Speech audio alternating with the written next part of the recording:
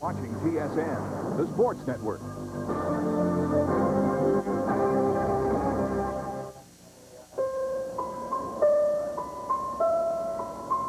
Destiny isn't a matter of chance, it's a matter of choice. Destiny isn't something you wait for, it is something to be achieved. Now that isn't to say that some teams aren't destined to be champions.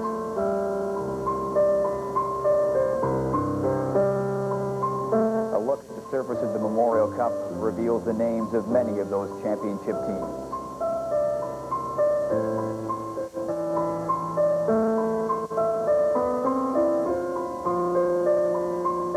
St. Mike's College Marlies, the Winnipeg Monarchs, the Edmonton Oil Kings, all had their great moments.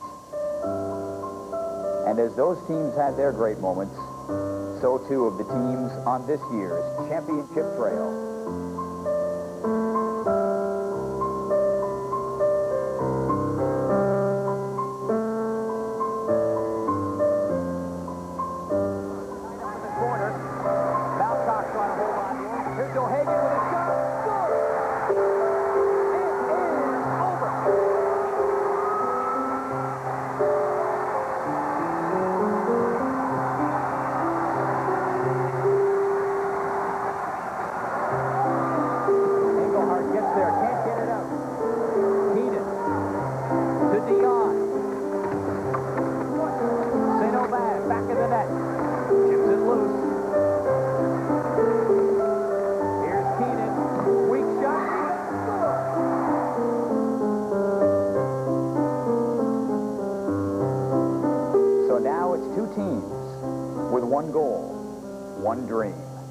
Tonight, live on TSN, we'll watch the crowning of the 1990 Memorial Cup champion.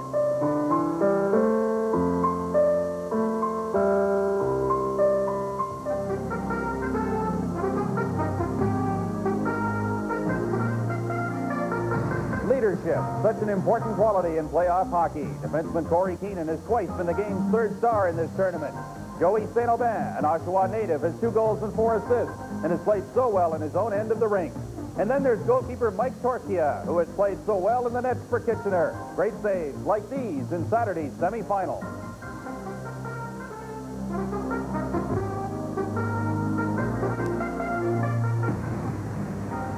Eric Lindros has been held to 6 assists in 3 games, and yet his play has improved as this tournament has moved along. Jarrod Skalde, number 23, scored the first goal in each of the first 2 games for Oshawa and set the tone early for his team. And Kevin Butt, who leads all playoff goaltenders with a 3.48 goals against average. He has been steady, if unspectacular, in a leadership role for Oshawa. The 1990 Memorial Cup on TSN is brought to you by Molson Canadian, what beer's all about. And by Shell, makers of Formula Shell, the truly different gasoline. And by Goodyear certified auto service retailers nationwide. Quality car care that is signed, sealed, and certified by Goodyear. And by Cooper. The world plays hockey with Cooper.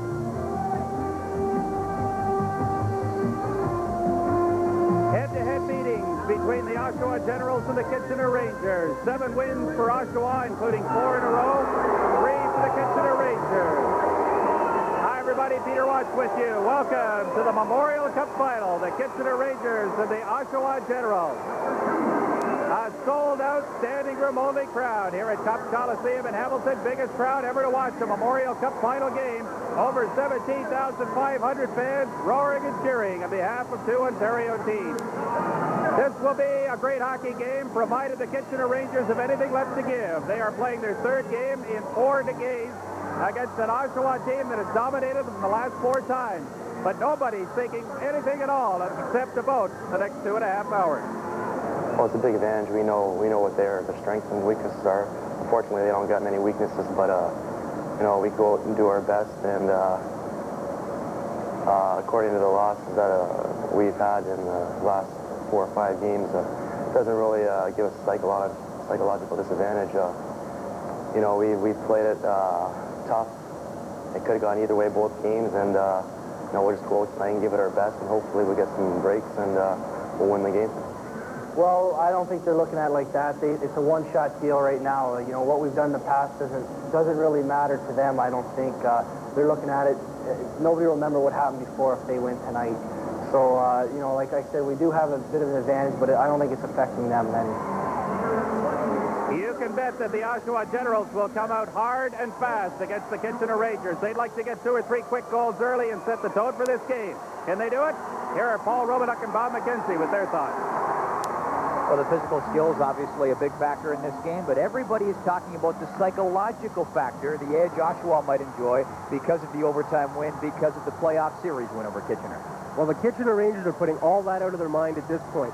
What's history is history. As they prepare for this hockey game, they know they only have to win 1 hockey game, and they're the national champions of major junior hockey in Canada. As for the Oshawa Generals, Rick Cornacchia is concerned that his team might be getting a little too emotional. They're an emotional group. He wants to harness that emotion. His pregame speech won't be inspirational so much as it'll be to settle the guys down and be very analytical and look what they have to do to win this game. The Oshawa Generals were the favorites in 1983 in Portland. They lost in the final. They were the favorites in 1987 at home. They lost in the final to Medicine Hat. We'll see what unfolds in the next few hours. Peter? In our first intermission tonight, you'll meet Steve Rice of the Kitchener Rangers, the feature on 3 Oshawa veterans from the 87 team. And we'll have the play of the period. In the second intermission, Ed Chinouse, the president of the Canadian Hockey League, will stop by, and we'll have a sports day desk update from TSN Control in Toronto. We'll also have the play of the second period. Coming up next, it's the opening ceremonies, the national anthem, and the 1990 Memorial Cup Championship game. The Kitchener Rangers and the Oshawa Generals live from Hamilton.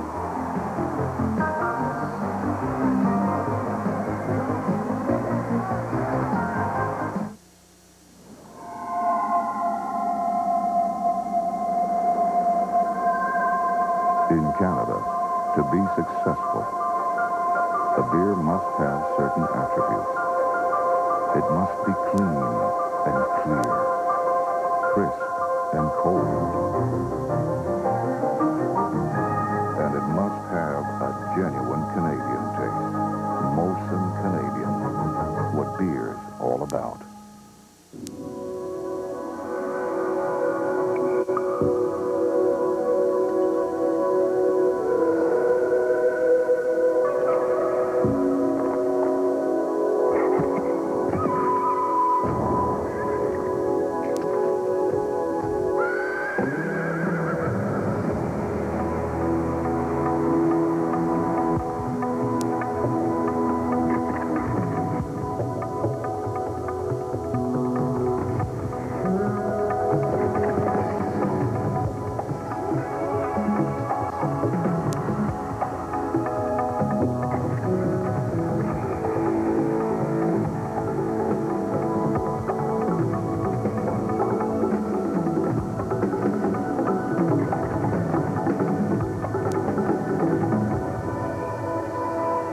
Break away with Formula Shell Gold.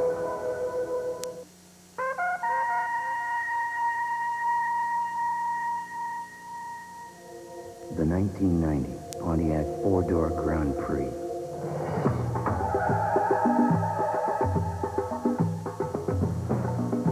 Powerful, roomy. This car challenges everything you thought you knew about family cars. And then some. Get an $1,100 credit and 10.9% financing. Great atmosphere in a sold-out Copps Coliseum in Hamilton, ready for the ceremonial face-off. Let's go to center ice.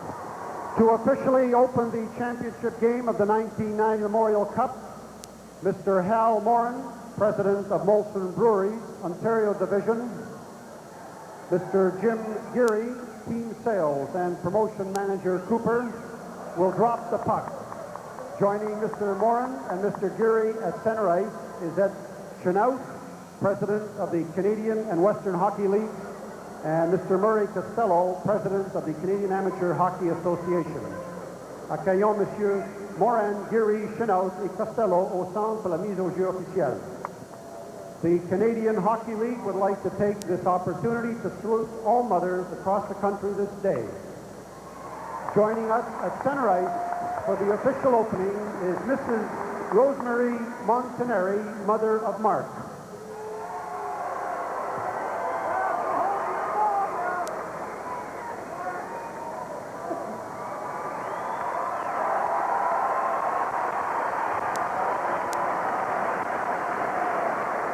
As well as Mrs. Bridget Fraser, mother of Iain. De souligner la fête des mères, maintenant au centre, Madame Montanari et Madame Fraser.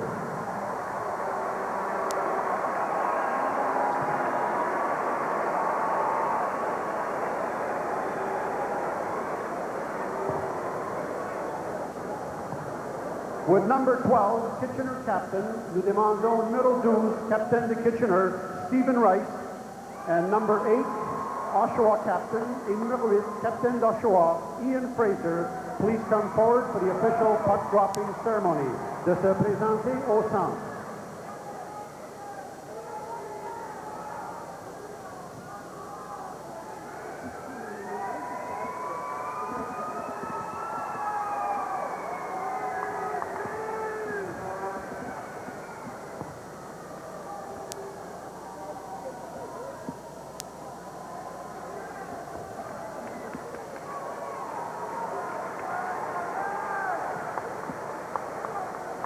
Ladies and gentlemen, would you please stand for the national anthem? Mesdames et messieurs, veuillez vous lever pour l'interprétation de l'hymne national, performed by, interprété par Hamilton Wentworth Regional Police Men's Chorus.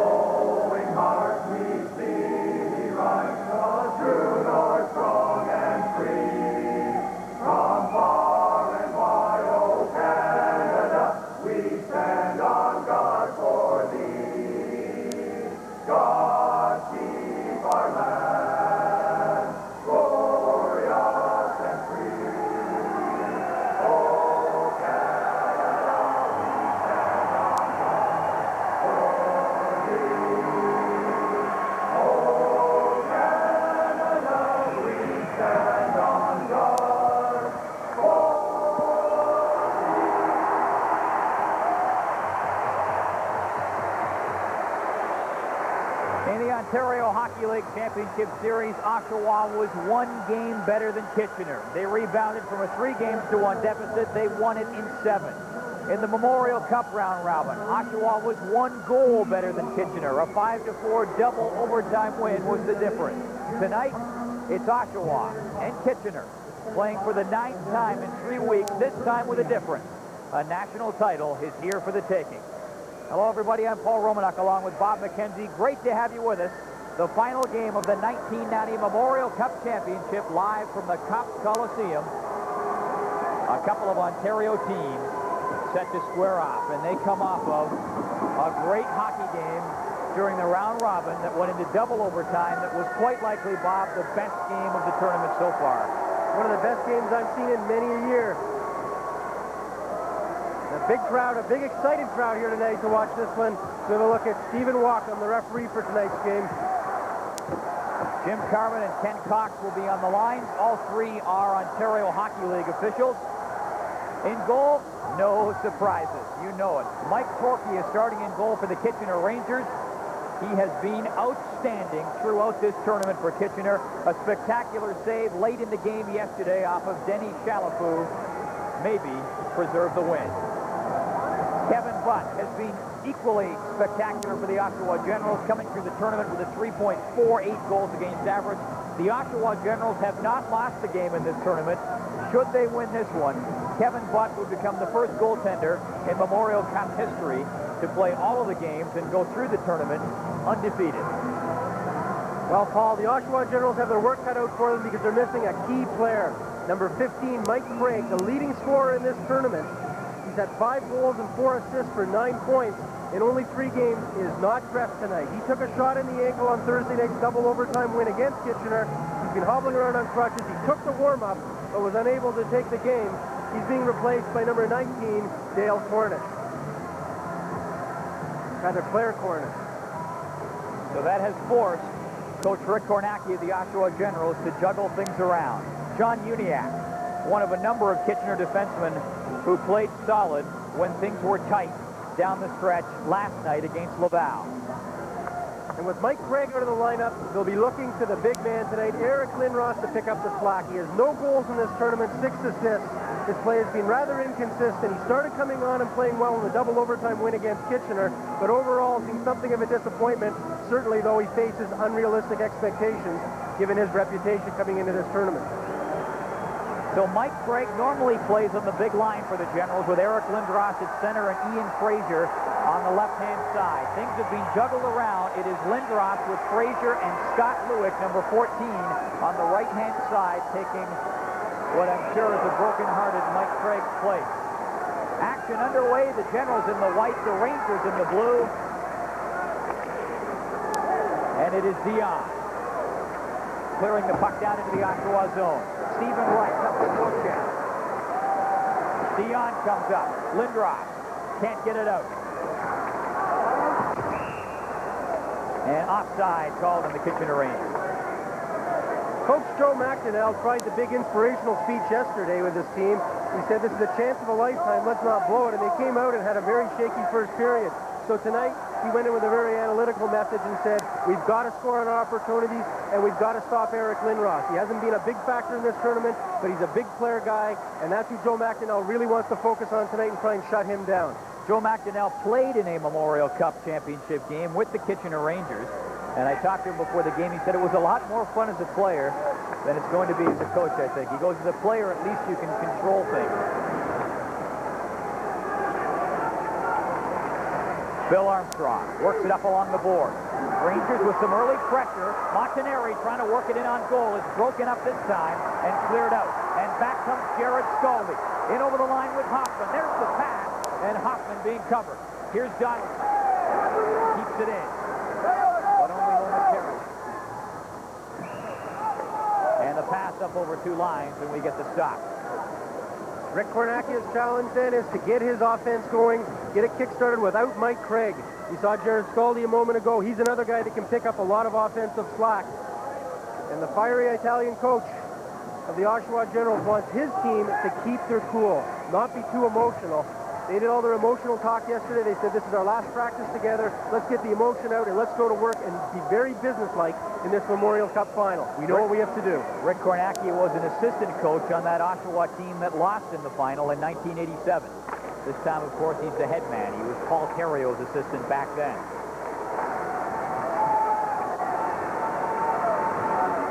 Brian Grieve wraps it around behind his own net. David Craievich moves it up, kept in, puck fired in wide. Here's John Uniacke trying to work it out from along the board. Puck finally cleared out. We are just underway, the championship game of the 1990 Memorial Cup. Banika gets him over the blue line for the Generals. Cleared back out. Craigwell has rival Fulham on his tail. Banika belted along the boards. And Banika's a guy who likes to play it rough. That jolt will get him into the game. Grieve up off the board. John Uniacke. Generals trying to make some changes. Eric Lindros comes over the boards, along with Iain Fraser. And Hoffman now playing on the wing. Here's Lindros. Bumped in the corner. Lindros battling in there with Wright. Here comes Fraser up. Hoffman into Fraser. Lindros in front. Missed.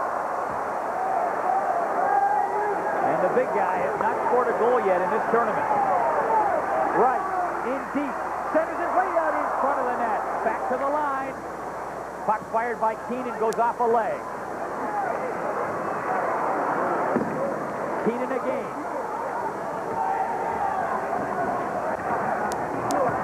And Lindros starts back. Here comes Fraser. Lindros is trailing. And wasn't quite close enough to handle the pass. Lindros battling with first. Keenan over there too, and they will freeze it up for the faceoff. This is already the best start for Eric Lindros. He's showing some spark. He's being physical, and he maybe got what the doctor ordered, a wake-up call in the form of a hit from Kitchener captain Stephen Rice. Rice went in, really hit Lindros hard, and that is what Lindros often needs. I know Rick Cornacchia sometimes talks about sending one of his own guys out there to hit the big guy, try and wake him up, because he's a very physical hockey player. He needs to play a physical game. He has 6 assists and has gotten progressively better as the tournament has gone on, but he really hasn't dominated the way many people expected he would. Skalde back of the net. Works it loose, centers it in front, quickly cleared away by Cornacchia. Armstrong looking a little disoriented.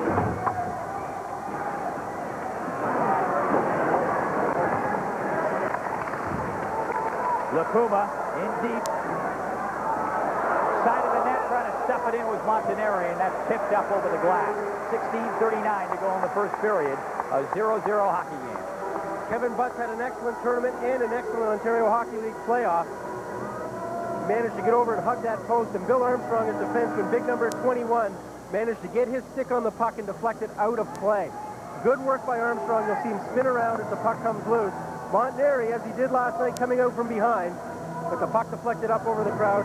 Good defense work and cohesion between Kevin Butt and Bill Armstrong. And you see the playoff and the season goals against average. The goals against here at the Memorial Cup's been right in between those two numbers, 3.47. He has won all 3 games, as I mentioned earlier. York can't land it on goal. Montanari back of the net. Fraser trying to dig it loose for the Generals. Here comes Lindros. Up with Hoffman.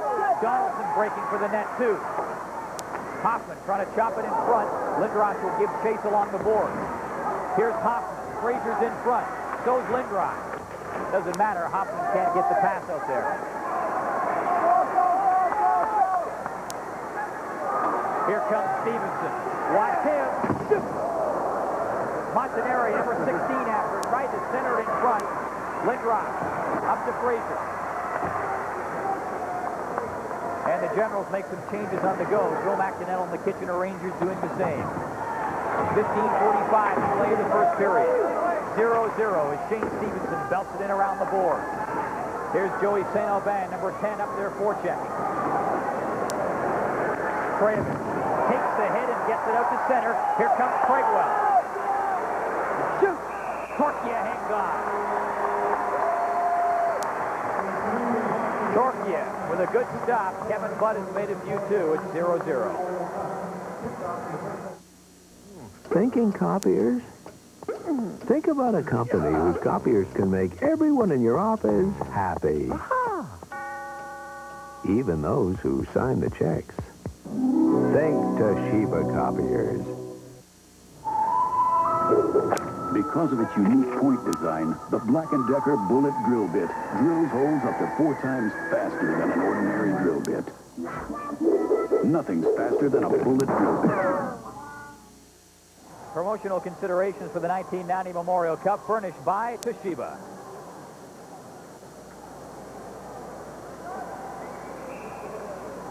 .15:28 to play, first period, 0-0, Oshawa and Kitchener. They met in the Ontario Hockey League Championship Final. The Generals were down 3-1. They came back and won in 7. They met in a great game during the round robin of this tournament. The Generals won it in double overtime. Lipuma. Up to Fulham. St. Aubin after it, knocked away from him. St. Aubin after it again. Twisting into the board, couldn't get control of the puck. Lipuma. St. Aubin and Richard Borgo up to forecheck. Here comes Borgo thumping into Armstrong. The puck comes back out. And offside called in the Kitchener Rangers. Richard Borgo with a solid hit on Armstrong.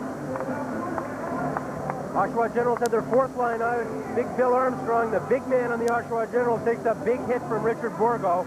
Borgo really threw his weight around in the semifinal game against Laval. He's a real hard hitter. Not very big, 5'9", but very, very strong at about 200 pounds. And he really likes to throw his weight around. And Kitchener's done a good job early of being physical. Here's O'Hagan. Keenan. Right, steps in, shoots. And he smoked that one. Missed by inches. Right. After it in the corner. Bumping with Scott Luik. And the Generals looking a little bit tentative coming out of their own end. No question about it, Paul. And Kevin Butt, if the book on him says any weakness, it's on maybe long shots. He had some problems against Kamloops. 3 consecutive long shots all up high. And that may be a strategy for the Kitchener Rangers, is to get a lot of long shots very hard and high. The book also, if there is such a thing on Kevin Butt, is to shoot high, shoot upstairs. Dion, back of the net, trying to knock it loose. There's another hit. The Rangers really taking the body. Here's first. Weak shot, Butt will smother it. And aggressive forechecking by the Rangers so far, resulting in a couple of chances. There you see Stephen Rice in front of the net. And that's where he's going to be most of the night. In the game against Laval last night, he scored a beautiful goal by positioning himself in front of the crease and redirecting a shot. A big, strong guy, a future New York Ranger. He was their first-round pick, 20th overall in last year's entry draft. He's already signed a 2-year contract with them, and he'll be trying to make the big club next season. But for tonight, watch for him at the edge of the crease all night long. One of the big reasons he signed that deal is because the Rangers love the way he likes to hit, likes to go to the net, and likes to play it tough along the board. He's a Roger Nielsen-type player.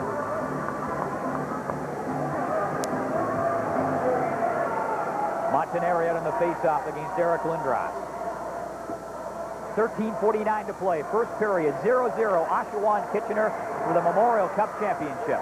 I'm Paul Romanuk with Bob McKenzie and Peter Watt at the Cops Coliseum in Hamilton. Great to have you with us wherever you're looking in.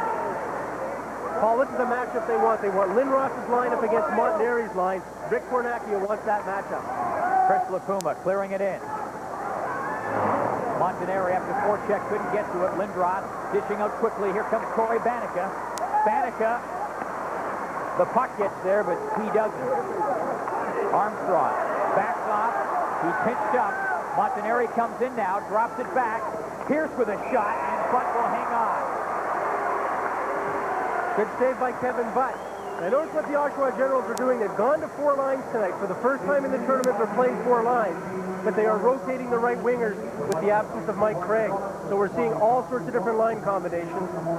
Kevin Butt faces Mark Montanari, a dangerous player. He does some good work to gain the blue line. He faces a long shot here. Looked like it deflected off or may have gone through the legs of the defenseman, Bill Armstrong, but good concentration. Joey St. Aubin, who actually played his minor hockey in Oshawa, playing out against, I guess, the former hometown team. Had a career year this season, 104 points, his best ever in junior hockey.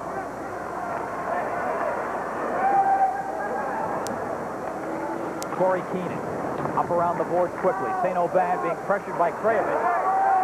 Fulham, cross ice, tried to hook up there with Borgo. Now Fulham comes in. Borgo trailing, but he was checked on the play, and the puck cleared out. Here's Keenan again.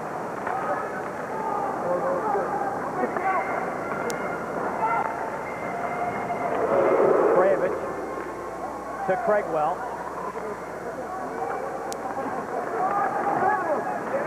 Trying to battle his way through is Busillo. Doesn't have much luck. And back come the Rangers.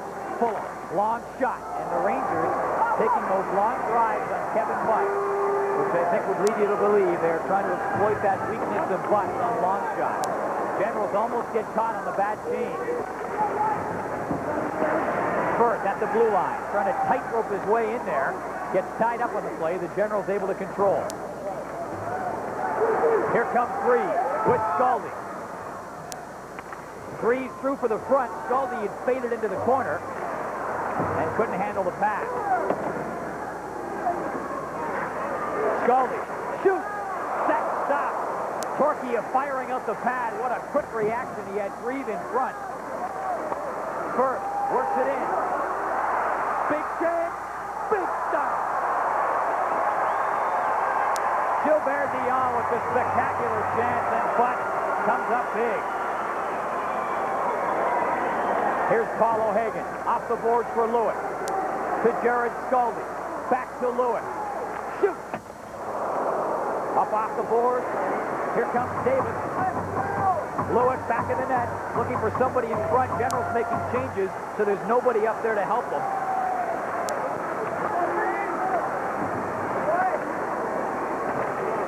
First going after number 9 for the Rangers. Over skates. Luik dishing off quickly to the open wing. And it was wide open. There was nobody there for the Generals. But up to Lindros. Stevenson up there forechecking. Montanari joins him. Stevenson to Pierce, and we've got a penalty coming up. An interference call. The first penalty call of the hockey game. 10:46 to go in the first period. The Generals with a power play. You'll be surprised who's driving Hyundai. Open your eyes. You'll get there someday. You'll be surprised by the road, style, zoom, the ride, the feel, the higher ideal. You'll be surprised who's driving Hyundai. Open your eyes, you'll drive one someday. You'll be surprised. 9 minutes, 14 seconds. Mike Torchia will face an Oshawa power play. Some great action at both ends. Jarrod Skalde wheels around and fires a long shot that's deflected in front by Scott Luik, but Mike Torchia was equal to the challenge. Coming back the other end, Gilbert Dion just snuck around the Oshawa defense and had 2 shots at it. Kevin Butt stands his ground and doesn't give an inch. Good goaltending at both ends, and we've come to expect that in this game. Mark Montanari off at 9:14. And the Oshawa Generals will go to work in the power play. Eric Lindros had a bad giveaway, and there you see Montanari come in and take his feet out from underneath him. Lindros was very fortunate the penalty was called because he had a direct giveaway that could have led to an offensive opportunity. So the Generals with Skalde, Grieve, and Lindros out there for the power play. Iain Fraser. Puck stolen now. Here's Pierce. Probably the best penalty killer in the league. And you see why.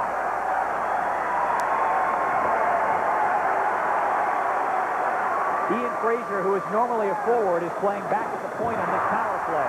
Fraser with it now, and look at Pierce. On fire. Pierce and Firth do an outstanding job of penalty killing. They're very dangerous. They scored a lot of shorthanded goals this year. Here comes Lindros, gets it over. Quick shot, just snapped wide. Donaldson. Skalde tried to center for Lindros. Uniacke battling Lindros. Here's Skalde. To Donaldson. To Fraser. Grieve is in front. So is Skalde lurking in the weeds. Donaldson. Back to Fraser. Shoot! Torchia somehow got a bead on that eye-high shot, and he hangs on. A good save by Mike Torchia. Good concentration. Brent Grieve was right in on top of him, trying to cause a disturbance. The Kitchener defense were doing an admirable job of trying to move Grieve out of the way, but Torchia has been outstanding all the way. We talked about yesterday's game against Laval. If not for a save on Denis Chalafou in the dying moments of the game, we would have gone to overtime, no question about it. And Torchia, the big man, 215 pounds, very quick, is who stands between Oshawa and the Memorial Cup at this point. Talking to one of his teammates before the game, and the teammate saying that Torchia's powers of concentration have never been more focused. He is totally immersed in this tournament. Generals with 55 seconds to go in the power play. This is Jean-Paul Davis into Craigwell. Craigwell shoots. A generous rebound, but it's cleared down the ice by Mark Montanari. Check that, Stevenson clearing it down the ice. 38 seconds remaining in the man advantage for the Oshawa Generals.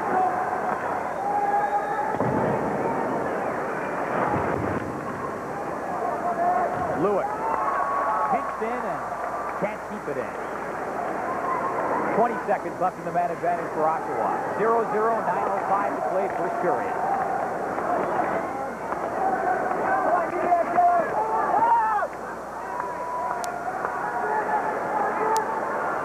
Banika gets in and offside.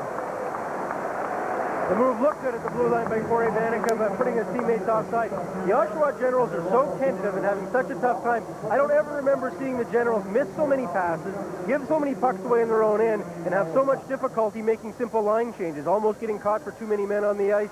Guys seem to be going on and not sure if it was the right thing. I know their lines are a little screwed up tonight, but the Oshawa Generals really have to get focused on this hockey game. As we watch Cory Banika make a real nice move at the blue line, but not the best place to make that kind of move.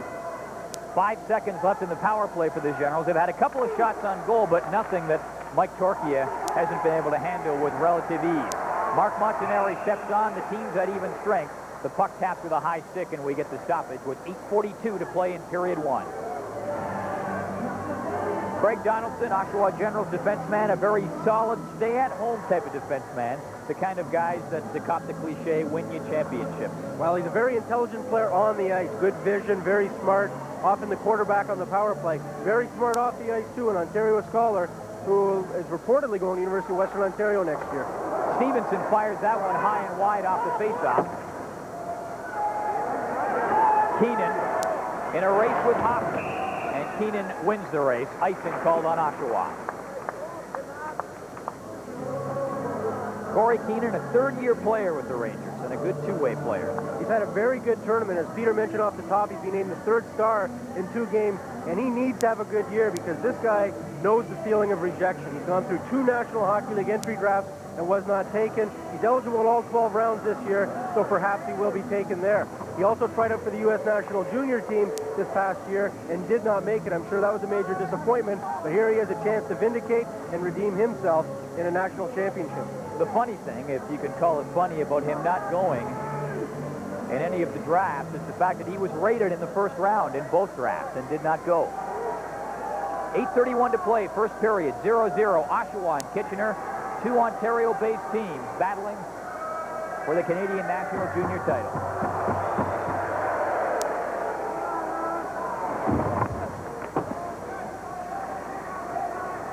Lindros up to Cory Banika with Fraser. Here's Fraser, gets it across in front. Lindros was going for the net, but Joey St. Aubin was like a bulldog. He wasn't going to let Lindros through. Here comes Borgo. St. Aubin following up, and Kevin Butt will take a penalty as he clears the puck up over the glass, and the Kitchener Rangers will get a power play. An innocent enough looking play, but Kevin Butt with a little too much loft on the puck, and it could cost.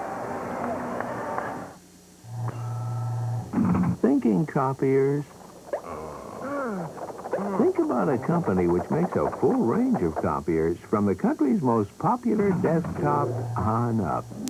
Think Toshiba copiers. You'll find all the action at home when Toronto is in town to battle the Mariners. It's Blue Jays baseball live from the Sky Dome. Tuesday, 7:30 Eastern. Television's best baseball schedule is here on TSN. At 11 Delay minutes, of the game. 52 seconds. Called on Kevin The Butt. penalty will be served by The rule is number very 11, clear on Cory that, Paul. Banika. Doesn't matter whether it's intentional, doesn't matter whether it's accidental. If the puck is put out of play by a goaltender, it's a 2-minute penalty. And the vaunted Kitchener Ranger power play swings into action. It's been the best in this tournament. They like to get it back to the point men, to back to Corey Keenan or back to Jason York. Fire and pile up at that net. Jason York, the right point man, is the guy with the big shot, the quarterback of the power play. Stevenson is at center. He's up front with Dion and St. Aubin. This is St. Aubin. Back to Keenan. Shoot! Fraser got a stick on it. Donaldson up to Fraser. Lindros shooting! He's got the great shot. Hasn't been able to nail it on goal yet in the tournament. Oh, watch how aggressive the Oshawa Generals are in their penalty killing. They'll always have a man going to the puck carrier, forcing hard.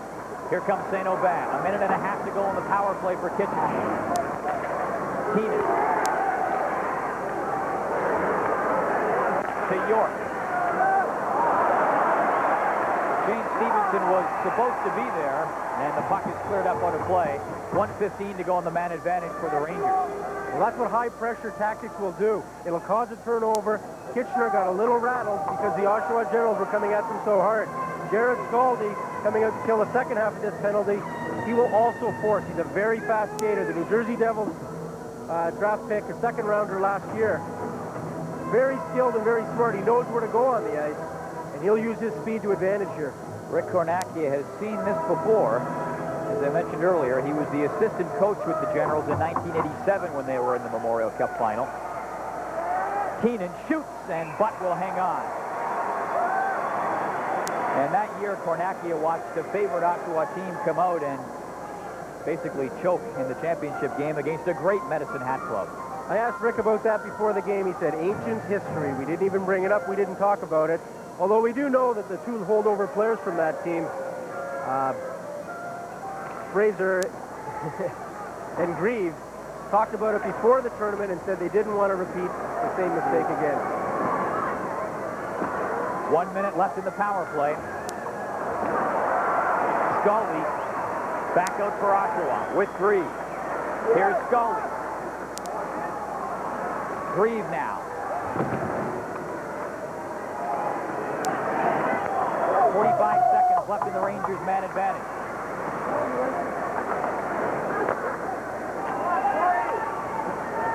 Keenan rolling it in. Right. Couldn't get up there in time. Fulham trying to knock it loose. Here's Keenan. Off the boards to Fulham. York. Shoot. Good.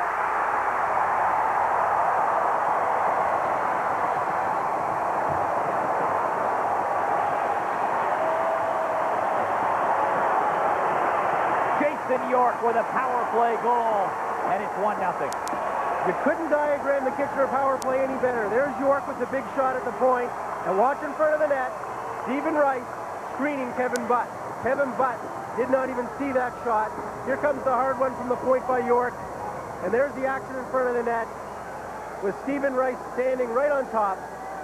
Stephen Rice doing such a great job of blocking Kevin Butt's view, and that's his job on the power play. Jason York did his job too. He fires the bullet for the point for a goal and a 1-0 lead. 21, Jason York. A power play goal.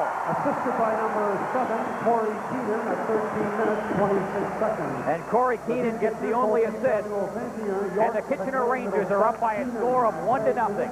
That power play that has been working at almost a 30% efficiency rating in this tournament coming through yet again. Here's Paul O'Hagan for the Generals. Scott Luik after him. He is wrapped up by Chris Lacuma. Craigwell to Luik. Busillo is in front, but Luik can't even come close to getting it there. Busillo over to help out.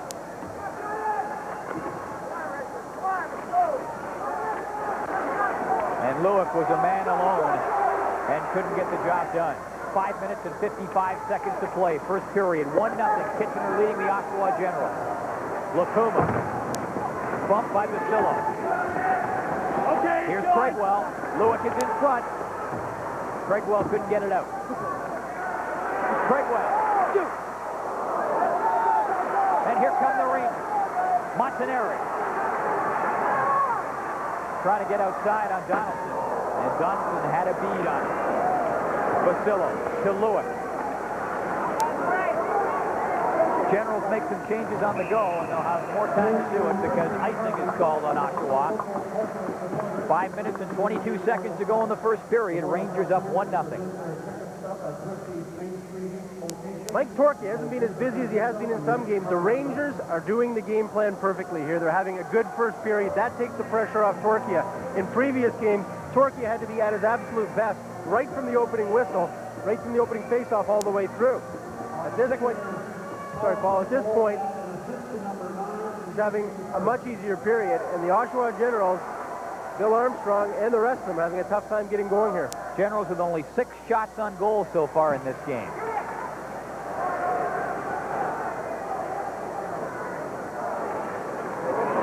Banika. Here comes Lindros with Fraser, 2-on-1. Fraser, Lindros. And again, Lindros, snake bit, Banika, score!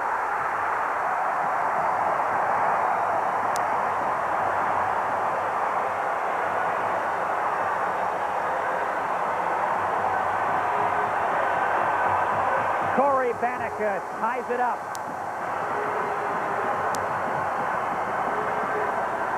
Here's a high-angle look at it. Eric Lindros has a great chance and couldn't get his stick on it. It bounced over. And it looked like the Kitchener Rangers had control and were going to get out. Good forechecking by Iain Fraser in the corner. And he managed to get that puck back out to Banika. A great individual effort by one of the plumbers on this team who's having a tournament of a lifetime. Eric Lindros couldn't handle this pass from Fraser. But Fraser came back and made such a good move to get the puck back out to Banika. And Banika showing great offensive moves. Fires it over Torquay, who went down maybe a little too soon. And the Oshawa Generals are back in, and they're happy about that. Banika gets the goal, his 4th of the tournament. Fraser and Lindros get the assist, and the Generals get a jump.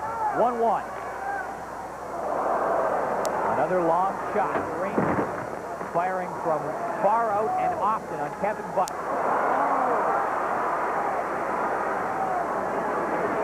Lipuma flicking it down into the Oshawa zone. Stephen Rice up to forecheck.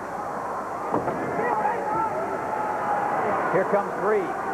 Tried to spot Hoffman. And Generals called on the offside. You know, Paul, Cory Banika only had 17 goals in 63 games all season. Now he's on a goal-a-game pace. When a lesser light, one of the less offensive gifted players for the Oshawa Generals get going, gets a goal, it's got to light a fire under a guy like Jarrod, Skalde, Iain Fraser, and Eric Lindros, who missed that pass that came across the middle for a wonderful scoring opportunity. They've just announced the attendance. It is a Canadian Hockey League record for a Memorial Cup game. 17,383 packed into the Copps Coliseum. They put up the sold-out sign early this afternoon.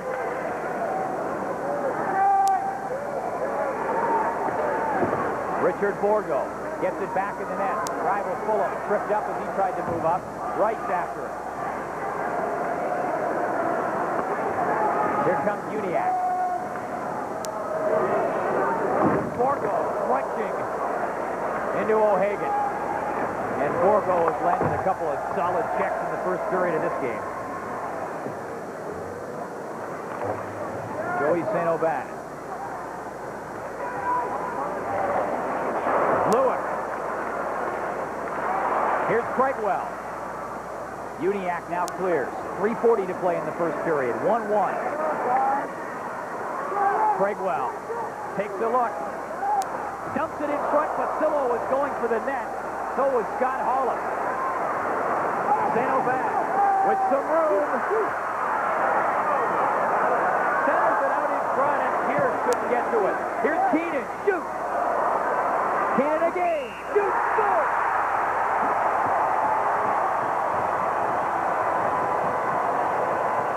Now the referee has blown the whistle.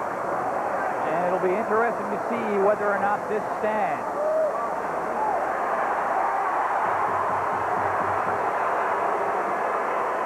No goal. Referee Stephen Walker was blowing the whistle. I distinctly heard the whistle. I'm not quite sure what his rationale for blowing it was, because the puck did seem to squirt loose. Okay, now we'll show you a replay with the audio, and you listen for the sound of the whistle. You can hear it clearly. And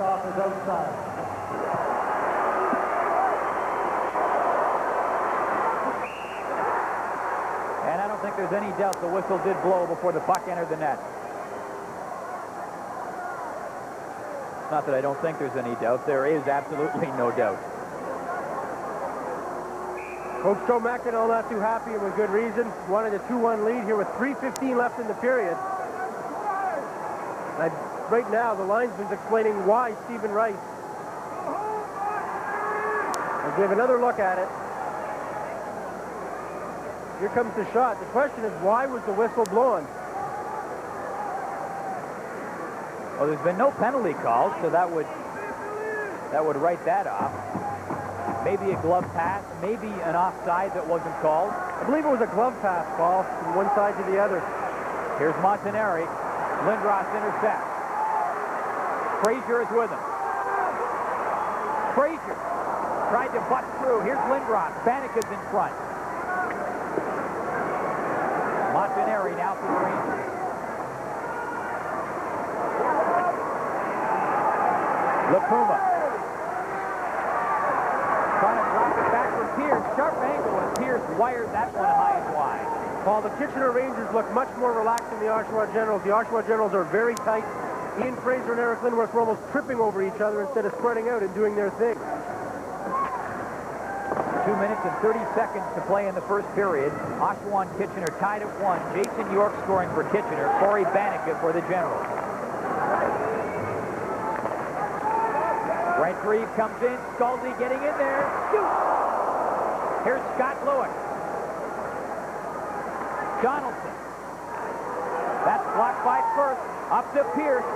Behind him. Donaldson choked that off.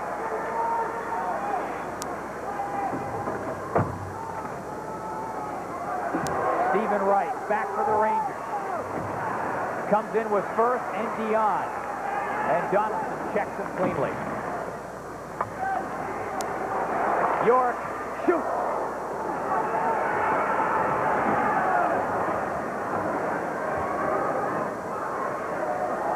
Brent Grieve. And Jason York will just chase it down. A minute and a half to play in the first period. 1-1. And the Kitchener Rangers will make a few changes. Stephen Wright heads off. Shane Stevenson comes on, and Stevenson will backpedal now. First, good job of backpedaling to move it in. Stevenson up there to forecheck.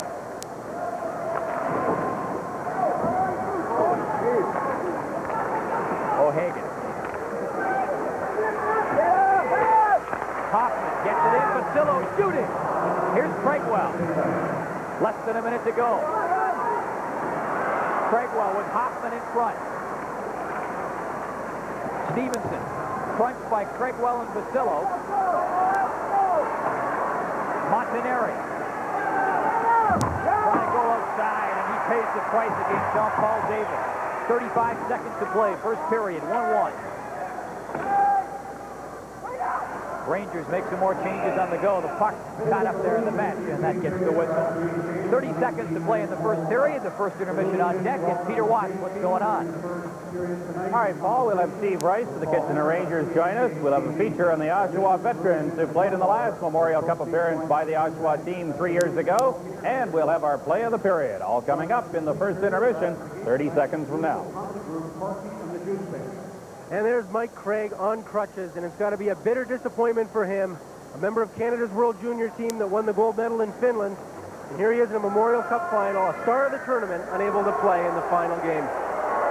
The leading scorer in the tournament. 20 seconds to play, first period. Banika at the blue line. It comes in, but the Generals caught in the offside with 19 seconds to play in period number 1. And Chris Lipuma has seen a lot of ice time in this first period, and he's had a few battles with Eric Lindros. Lindros is playing, in many respects, more emotional than he has for the whole tournament. He's still not connecting. There seems to be much greater effort on the part of Eric Lindros, but the results are still not there for the big guy. A couple of good chances in the first period. One he fanned on, the other one the puck wouldn't sit for him on the stick. 15 seconds to go. Here comes Fraser. And Lipuma got his stick on that. And we get the stop with 10 seconds to go. Iain Fraser, an outstanding character player for the Oshawa Generals. As we've mentioned so many times, he was on the team back in 1987 that lost to Medicine Hat in the final. And he's very much taken over this team the last few years and made it his team. A real leader. He leads them in so many categories. And the top overage in the Ontario League this year. And people will tell you that the biggest difference made in Fraser's attitude was after he was drafted by the New York Islanders in 1989. He started to believe that he could make it, and he plays like that. Fraser centers it in front, knocked away. 3 seconds to go.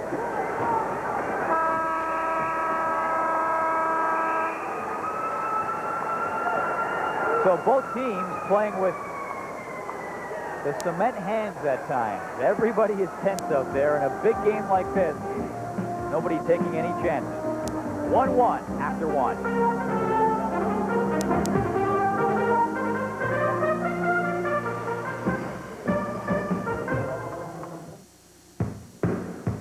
like a taste that's fresh and crisp. If you want a beer that's brewed the Rocky Mountain way, it's the right beer now. Reach for the Silver Bullet. It's got that clean, clear taste that goes the distance.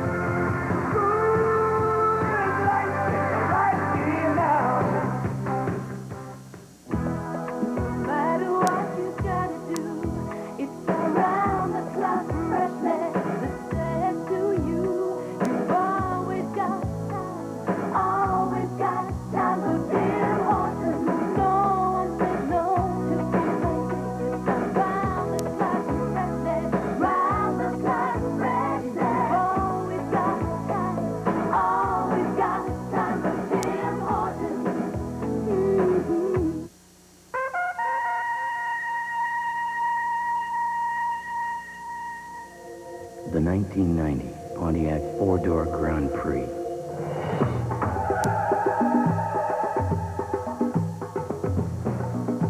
Powerful, roomy. This car challenges everything you thought you knew about family cars. And then some. Get an $1,100 credit and 10.9% financing. There's banking, and then there's Scotia Banking. We shop in the same stores you do. We know what a dollar buys and how hard it can be to make ends meet. We've got families to raise and taxes to pay, and we worry about nursing the car through another winter just like you.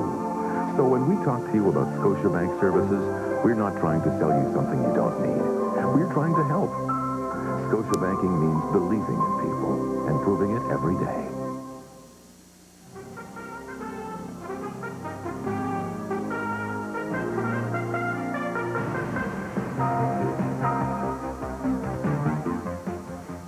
I'm Rick Elaine of the Kitchener Rangers, and I'd just like to wish my mother a happy Mother's Day. My name is Bill Armstrong. I wish my mother out in Edmonton happy Mother's Day. Hi, this is Rich Borgo, play for the Kitchener Rangers. I'd like to wish my mom, Linda Borgo, happy Mother's Day and say hi to all my friends back home. Hi, my name is Paul Hagan. I'd like to wish my mom, Sarah, happy Mother's Day. 1-1 after 20 minutes of play, the Kitchener Rangers and the Oshawa Generals in the 1990 Memorial Cup Final from Copps Coliseum in Hamilton. And even though I phoned earlier today, before I came to Hamilton, happy Mother's Day, Mom. And I'm sure Steve Rice of the Kitchener Rangers, who joins us now, feels the same way about his. Yeah, it's a big day. You know, the Memorial Cup, on top of that, just tops it off. This would be a nice present. A good start for your club in this game. Third game in 4 days. I don't know if I expected you to come out and play as aggressively as you did in the first 12 minutes or so. Well, this is the last 60 minutes of the year, and it's, you know, all that, you know, you feel tired, but somehow just to get that second win, and you just want to go out there and play harder and harder, and you know, this is a dream come true for all of us out there on the ice, so, you know, it's going to be an exciting last 2 periods. Steve, I don't know if you talked about it or not, but this club came pretty close last year and got knocked off in the first round of the playoffs. At least it was prepared to go a lot farther, I think.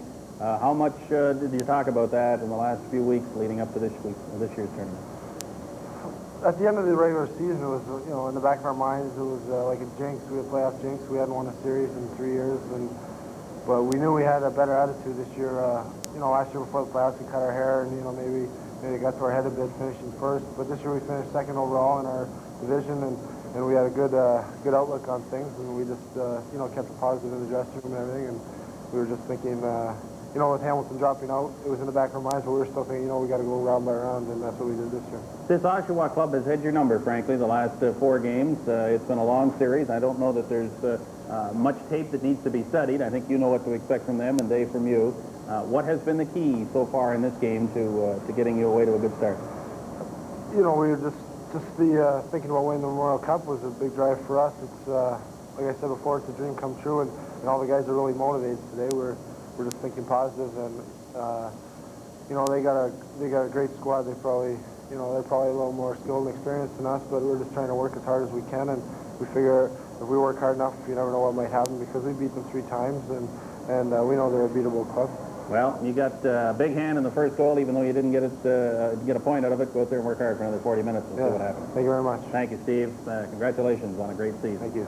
Steve Rice, the captain of the Rangers, his team in a 1-1 hockey game with the Oshawa Generals after 20 minutes of play from Cops Coliseum in Hamilton. Lots more still ahead in our first intermission. You stay with us. We'll be right back.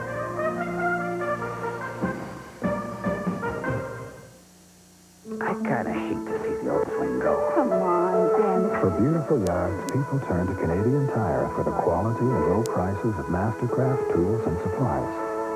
When you think about it, nobody addresses Canada's needs so completely as the more than 400 addresses of Canadian Tire. And our daughter just called. Maybe we shouldn't have taken down the swing. Looks like you're going to be a grandfather. After all, your yard's not just the place where the grass grows. For every man who wears Brute, there's a woman who loves what he smells like. Because there's something about Brute that's nice to be close to. And nobody knows that better than a woman. Brute. It smells like a man. Hello? Honey, I was just thinking about you. Brute. It smells like a man.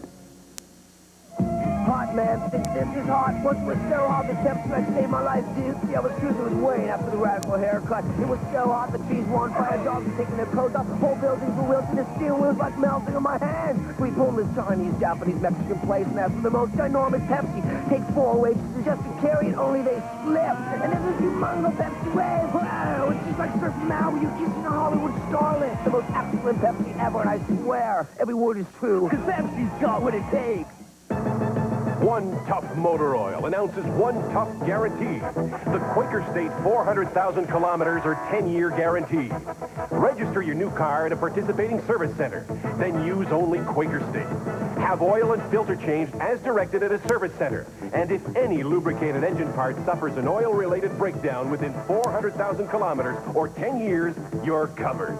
Quaker State guarantees it in writing. The big Q is One Tough Motor Oil.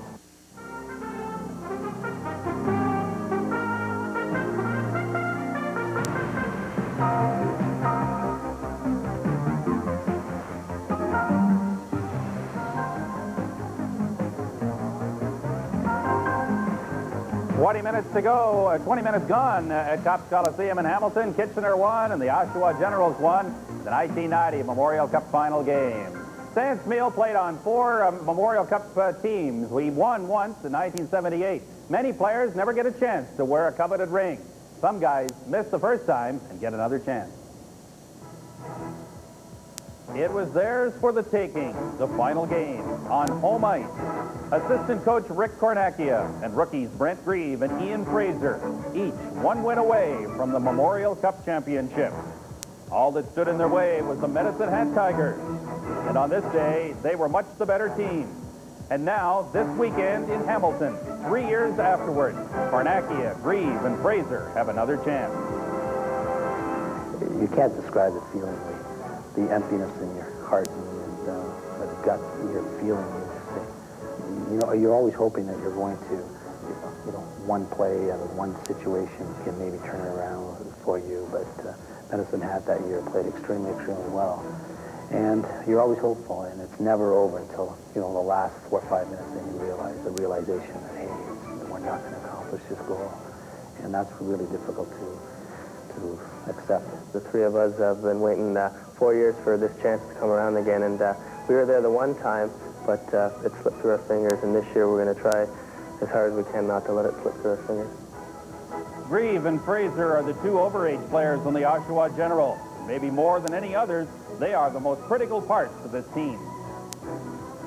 They're leaders. They take the bull by the horns a lot, and Fraser is an outstanding leader. He's the type of young man that can lead a hockey team both on and off the ice. And Brent Grieve, with his work ethic and his drive and desire, they're the big impetus behind our hockey team. Iain and I have been there, and we've seen the electricity in the building on that final day, and we saw what Medicine had and how much they just felt like it was just great for them. And it was just like, I'd love to feel that in the last game, and it's something that I haven't felt, and it's the only thing that I haven't done so far in junior hockey, and that's the goal I want to meet. The most dominant factor for both players, this is it. There are no more chances. Both men finished with junior hockey after this game today.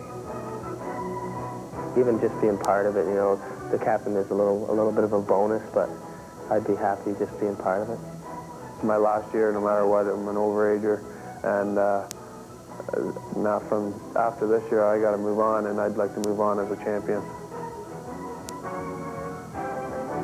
The great players both, Iain, Fraser, Brent, Grieve, they are just 40 minutes away from clinching the prize they tried to win 3 years ago and failed.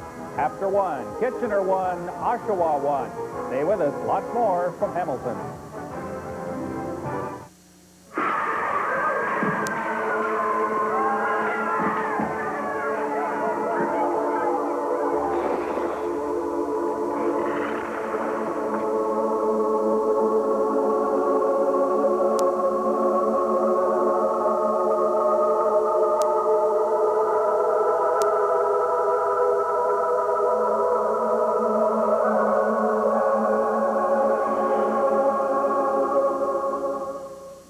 Honey, where's the handicap? It's there somewhere. Somewhere, right. Where?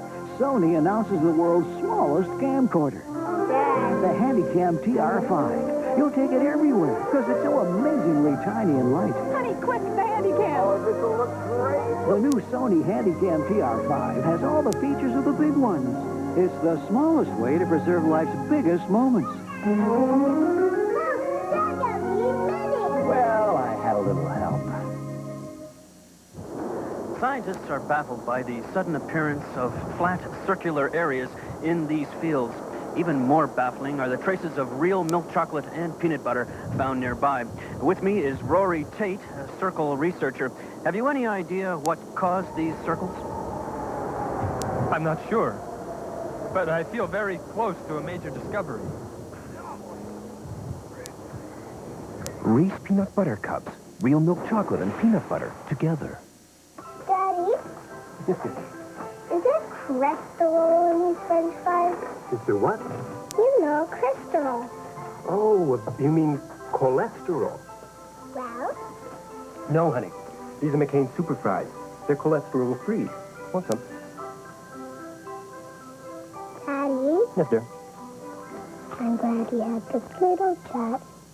Great tasting McCain French fries from the oven. Cholesterol-free for the whole family. In the first intermission from Cops Coliseum in Hamilton, it's the Kitchener Rangers 1 and the Oshawa Generals 1. And it's time now for the play of the period. It's brought to you today by Tim Horton Donuts. And for our play of the period, we have selected the tying goal by the Oshawa Generals. Eric Lindros missed a glorious chance here when the puck rolled off the end of his stick.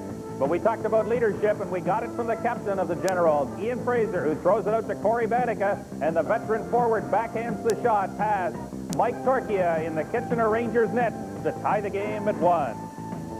The play of the period brought to you by Tim Horton Donuts. Enjoy around-the-clock freshness at Tim Hortons. 20 minutes in the record books with the 1990 Memorial Cup. Kitchener 1, Oshawa 1. Second period coming up after this. Many Canadians live in isolated areas. They visit the city to take in the culture, the fine restaurants, the ballet, the theater, and genuine Canadian beer. Molson Canadian, what beer's all about. Lean on me when you're not strong, and I'll be your friend. I'll help you carry on, for it won't be long. You're gonna need somebody to lean on. General Motors trucks. The trucks more people lean on. Well, that big Kitchener Rangers power play coming through again. It is working at almost 30% efficiency in this tournament. Jason York, you didn't see him, fired the big shot through from the blue line to score on the power play. His first goal of the tournament. Corey Keenan and Jason Firth picking up the assist at 13:26. Here's the disputed goal. This would have made it 2-1 for Kitchener. You clearly see middle of your screen, Randy Pierce, right-hand side of your screen, dishes it off. Clearly a glove pass. Keenan picks it up, and he buried the rebound up into the top corner, but the whistle had been blown. Referee Steve Walkham with the eagle eyes to call that. So recapping the scoring in the first period, York and the power play from Keenan and Firth at 13:26. Corey Banika scoring for the Oshawa Generals. Seconds after Eric Lindros had one bounced over his stick on a 2-on-1. Lindros does get an assist along with Fraser at 14:58. The shots on goal, 9-9. The power play, Oshawa 0 for 1, Kitchener 1 for 1. Well, you can talk all you want about past history. The past history of these two teams is that Oshawa has won the big games, at least recently. They came back in that best-of-7 series. They won the round-robin game in overtime, but as somebody once said, let us not go over the old ground. Let us prepare for the ground that must be crossed. What have you done for me lately? You look at the crowd at Cops Coliseum, a capacity crowd, and a lot coming into this week, a lot of concern that Hamilton, with no really official host team, that the attendance might be poor, but they've had outstanding attendance all week. Their per-game average is up around 9,000, and that's the best ever for any Memorial Cup, and we're setting an attendance record here tonight. I have to believe that the Kitchener Rangers very happy with the first period that they had. They were much looser, much more relaxed than the Oshawa Generals. The Generals, on the other hand, very tight, handling the puck something like a hand grenade. We watched Kevin Butt and the Generals come back out. And I'm sure that they'll come out and try to be much looser in this period and play the kind of hockey they played all through the tournament, which has been sparkling.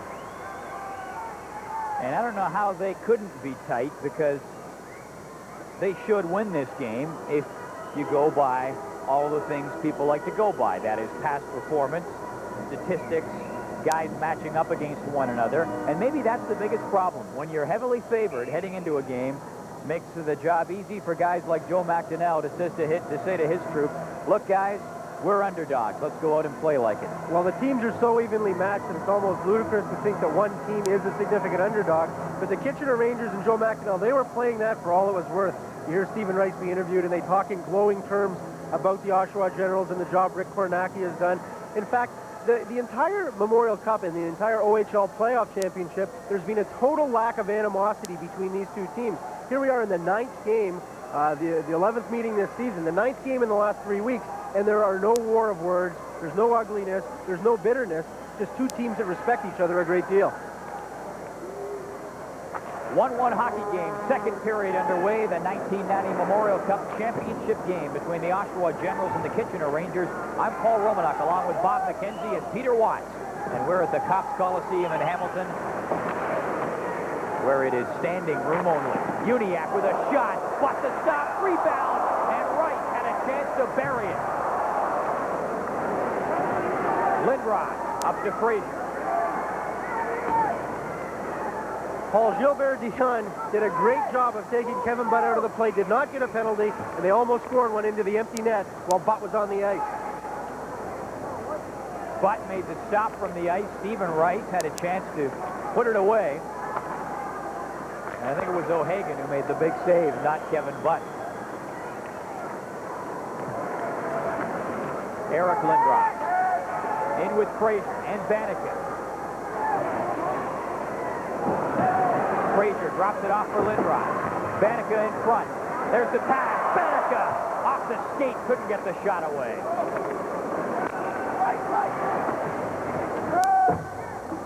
Lindros up to forecheck. Generals making some changes. Shane Stevenson pressured by Luik. Here's Luik now. In with Grieve. Grieve will give chase back in the net. LaPuma had a wrap on him, and they get tangled up back behind the play behind the net. Paul O'Hagan.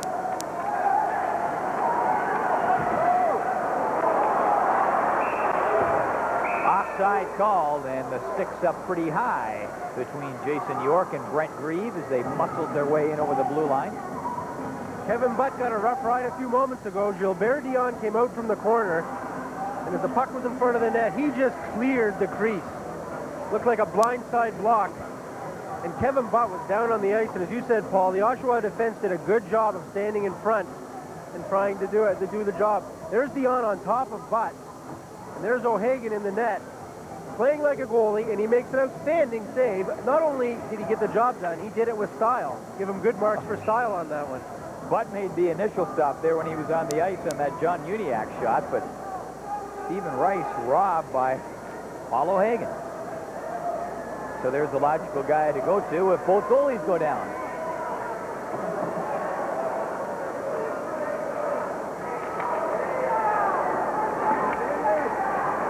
Brian Grieve. Being pressured by rival Fulham. St. Aubin takes a stab at it.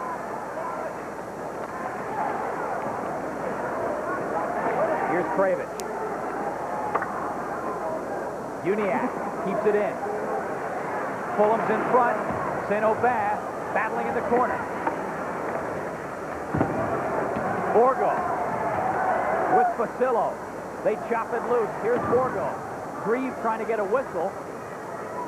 And now trying to get it out. That's St. Aubin, who's lost his helmet.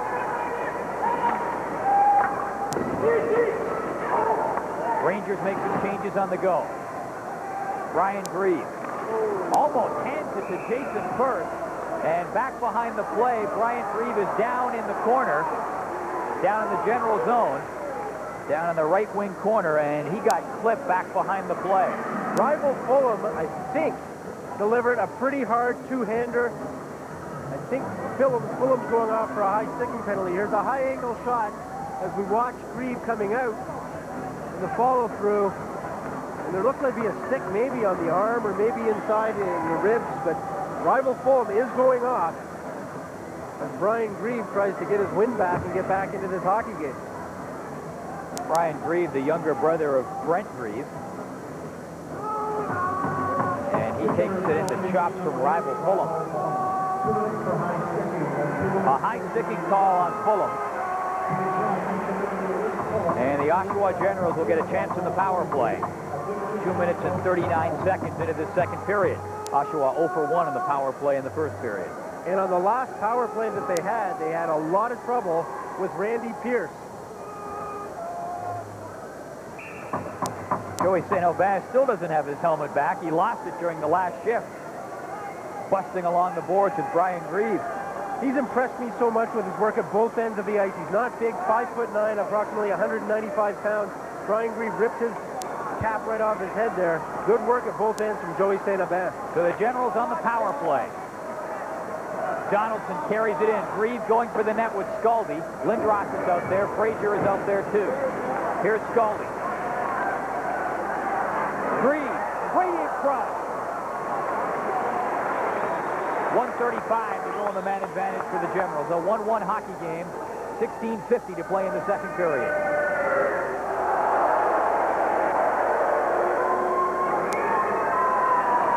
Here comes Skalde.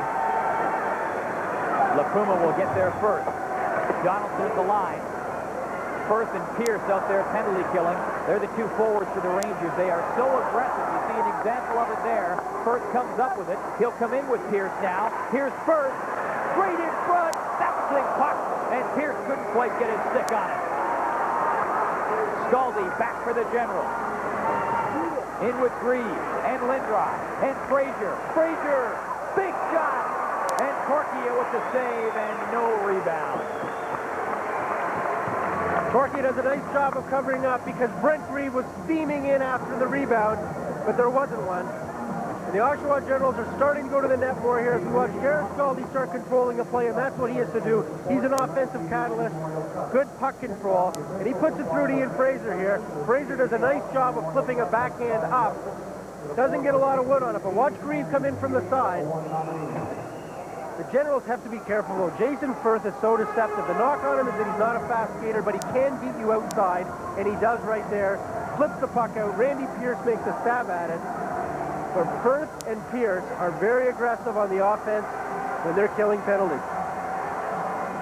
Pierce voted the best defensive forward in the Ontario Hockey League, and he's probably the best penalty killer. 52 seconds left in the power play for the Generals. And Busillo, Banika, and Craigwell up front now for Oshawa. Luik and Davis back at the blue line. This is the second power play unit. Davis into the corner. Banika up after it. Chopped in there by Uniacke. And despite the lunge from Davis, the job is done. Stevenson way up there deep. He'll circle back now as the Generals come out. 20 seconds left in the man advantage for Oshawa. This is Scott Luik. With some room, Luik shoots. Here's Banika. To Davis. 5 seconds left. Craigwell. Busillo's in front. And standing tough is Uniacke. Davis a shot. Rebound. Just cleared by the Puma. Penalized Clair back on. Teams all even up. 15-10 to play. Second period, 1-1. Some good chances for the Oshawa Generals, but they're just not connecting in front of that net. And two-line pass called on the Oshawa Generals. So the Generals showing a bit more of the offensive touch on the power play. Thinking, copiers. You have another think coming about a copier company with 110 service outlets coast to coast. Think Toshiba Copiers. The Industrial Tool Division of Black & Decker presents an industrial strength guarantee. If you're not satisfied with any tool we make, we'll take it back. Guaranteed. Mike Torkey have faced 9 shots in the first period. He faced 3 during that Oshawa power play. Some action here. Oshawa tries to come in the back door. They can't. It goes back to the point. And they're just trying to fire that puck on net. A good deflection by Joe Busillo. Busillo puts the rebound wide, unable to connect on the tail end of that power play. 15:01 to play in the second period.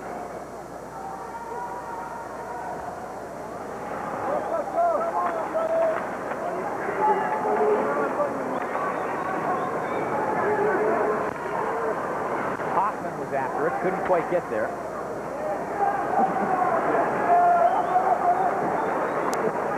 Craievich very careful. Generals haven't moved the puck particularly well out of their own end in this game so far. No, they haven't. Forwards like Jarrod Skalde, it seems to me, are getting too far ahead of the puck carrier back on defense. They're standing way up by the center red line. The general defensemen are trying to make that long pass up to Skalde and his teammates, and quite often it's being intercepted or the pass is just missing completely. So the Oshawa Generals have to get their act together. On the other hand, the Kitchener Rangers are doing a great job of shutting down offensive players like Skalde. They haven't had a lot of great opportunities, and that's to Kitchener's credit.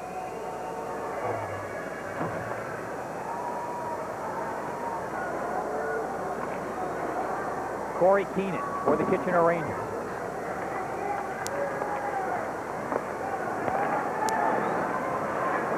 Jason York tangled up there with Cory Banika. Lindros will wheel in. Here's Fraser. Took a couple of shots at it, and he was stopped cold by rival Busillo. Montanari tried to drop it across there for Rice.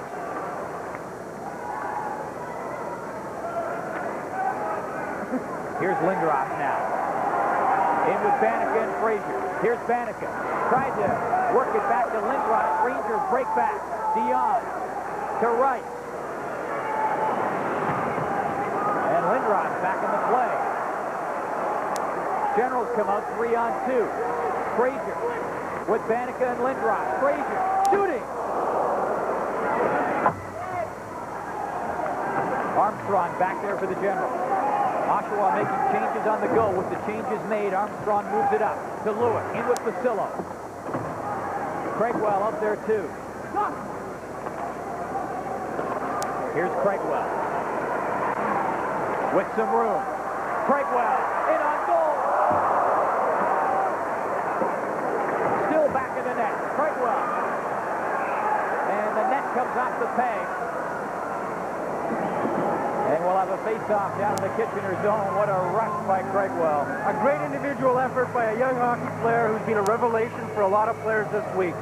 Great stick handling by the Oshawa native. Comes in over the blue line, head up, and just beats the defenseman, LaPuma, one-on-one. Beat Cornacchia, but had gone by the net. He still held on to it, though. He is so cool. It has been such a revelation to so many people this week. Centering what may be the best third line in all of major junior hockey. Craigwell scored the winner in double overtime the other night against the Kitchener Rangers.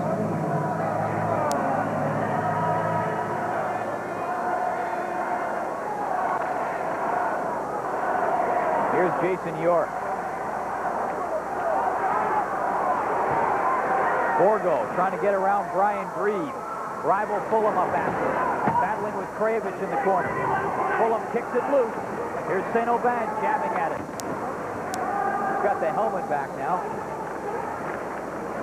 York and St. Aubin working along the board. Here comes Hoffman for Oshawa. In with Craigwell. Offside. Craigwell was one step ahead on the left wing. So Hoffman and Craigwell couldn't negotiate their way in. Still 1-1.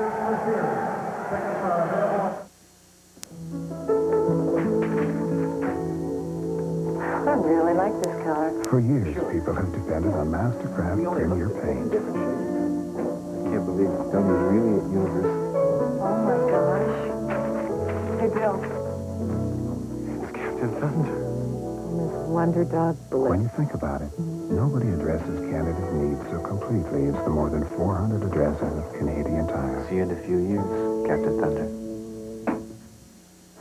Promotional considerations for the 1990 Memorial Cup Championship furnished by Toshiba.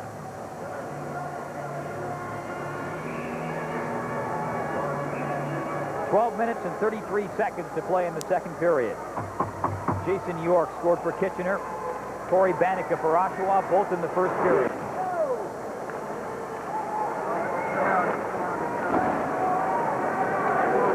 Gets past Armstrong. Here comes Pierce. Pulled down, and a penalty coming up against the Oshawa Generals.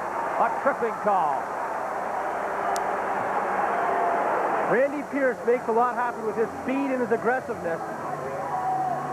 The Oshawa defenseman, Jarrod Donaldson, going off.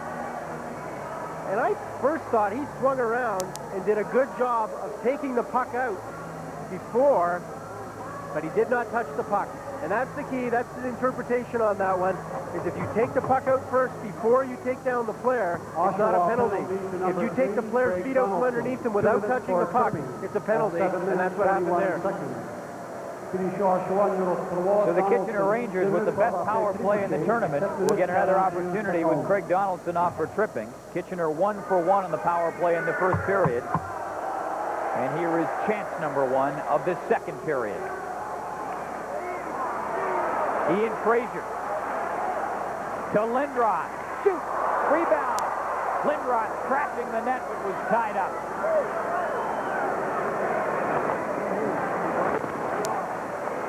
Fraser and Lindros pretty aggressive in the penalty killing, just like the Kitchener tandem of Firth and Pierce. Here's Rice to Firth. Montanari up there too. York back at the line. The big shot. There it is. Just tipped wide. And Armstrong gets it out. Lindros up there watching Jason York. Lindros steals it, looking for some help. Here's Luik. And Luik trying to get a face-off. Good penalty killing by the Generals. 1 minute to go in Kitchener's power play. And Eric Lindros and Scott Luik do a strong job to kill off some valuable time. Luik has incredible strength. Saw him before the game, an incredible physique on him, very strong through the shoulders and arms. And here's a strong guy, too, who has lost his glove, although they dropped it to challenge somebody to a duel or what may have you. But watch him control the boards back there. Does a great job keeping the puck deep in and getting it out and creating another offensive opportunity. And both teams do this so well, going to offense while killing a penalty. And Eric Lindros, who played his best game of the tournament in in the game against Kitchener to determine first overall. And is looking better in this one as the game ticks on. 55 seconds left in the man advantage for the Kitchener Rangers. 11:10 to play in the second period, a 1-1 hockey game.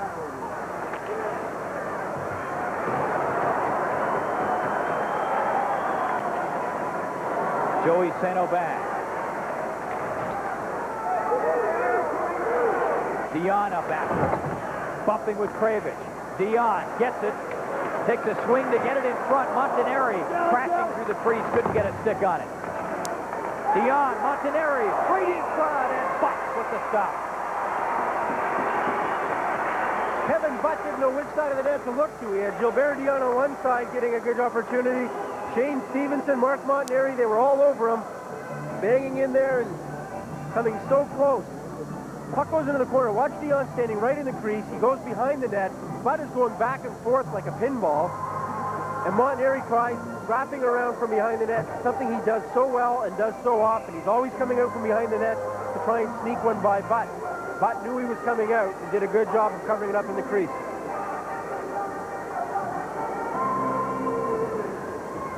.10:41 to play, second period. We tick up on the halfway point of the game. Chris LaPuma just whistled that wide. Uniacke back to LaPuma. Shoots. Rebound. St. Aubin fires it through. 10 seconds left in the power play. Rangers. Dion. St. Aubin. Shoots. Score.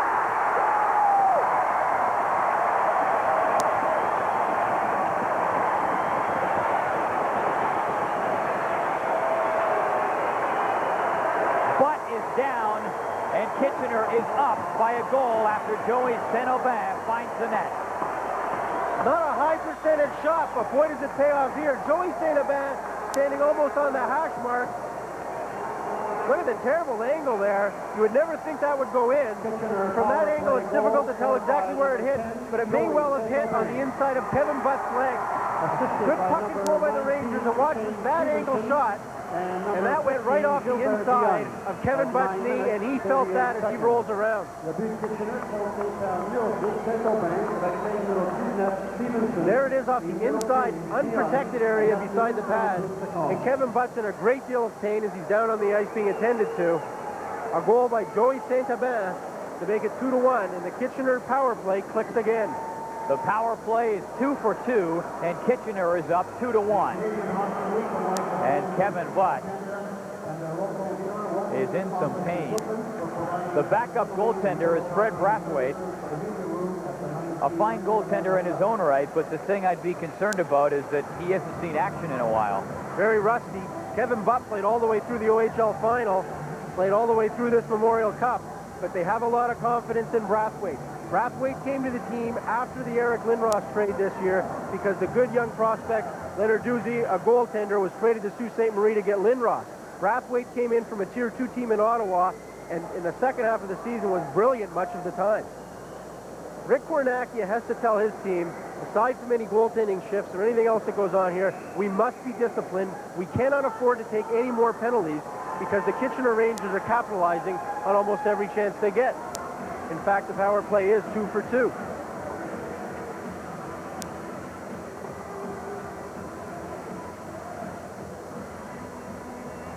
Joey St. Aubin, the weirdest angle that you'll see somebody score from unless they're behind the net. A very harmless-looking shot, but Kevin Butt did not get squared around to face that properly. Watch the reaction on the Kitchener Ranger bench. There it is. You know that goal has gone in. And Kevin Butt is still down on the ice at this point, and Fred Brathwaite is over there warming up.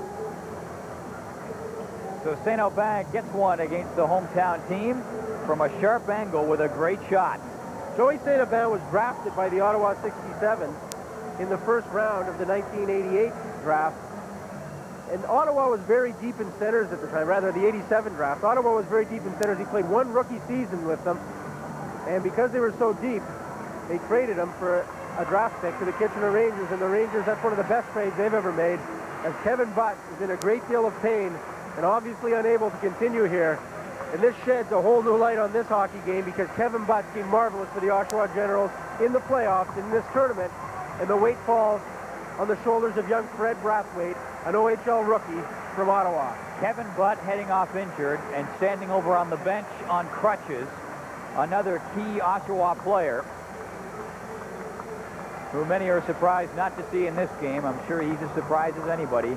Mike Craig, limping around on a bad ankle after he blocked a shot earlier in the tournament. So the injury bug, which had avoided the Generals nicely all through the playoffs, bites Butt hard here in the final game. Brathwaite is a very quick, agile goaltender, relies on his reflexes. He's very exciting to watch, a bit of an unorthodox style. And the pressure is on him. An OHL rookie coming in the Memorial Cup, midway point of the game, down 2-1, and he's got to come in and shut the door and allow his team to get back in this hockey game.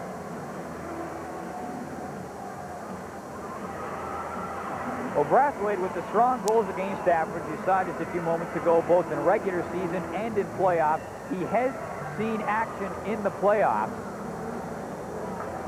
However, he did not play in the final series against the Kitchener Rangers.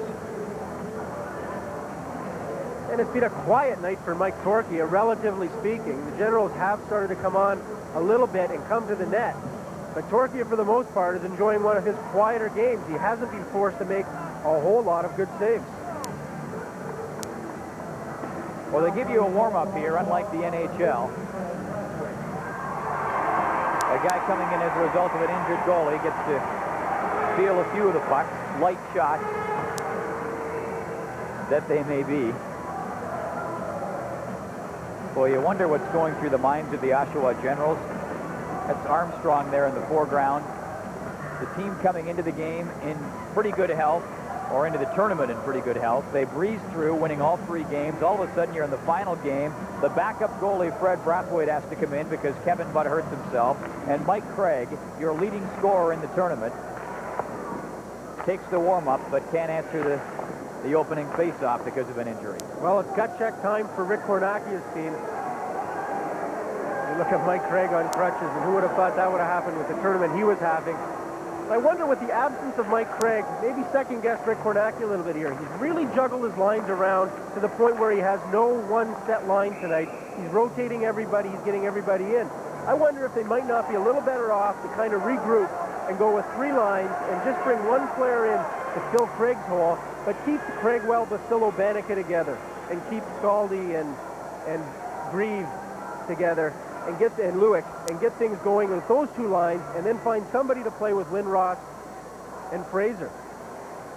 And of course, the big question is, can Fred Brathwaite shut the door here?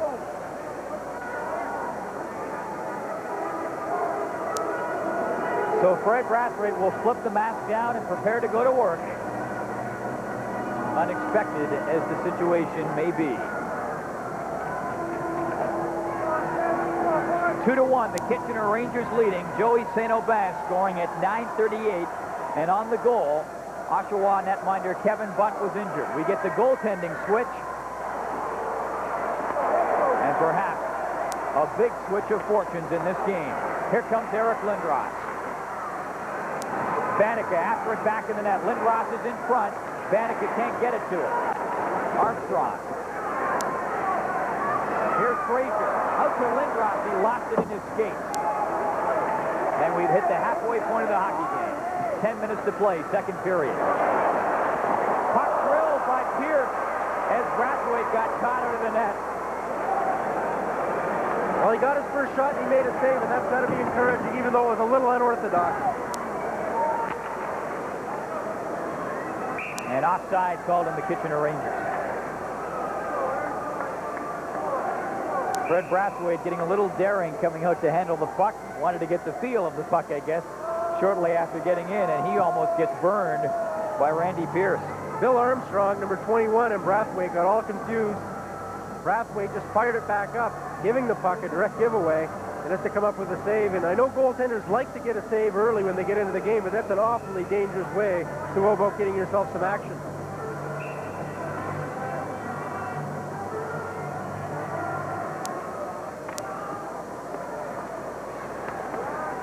.9:35 to play, second period. Kitchener up 2-1. Both goals coming in the power play. Teams at even strength right now.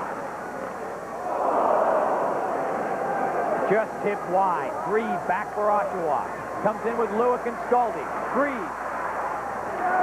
Trying to get it in front for Skalde. Tries again. Both times it's blocked. Stephen Rice back for the Rangers. Forgot the puck just outside the blue line, however.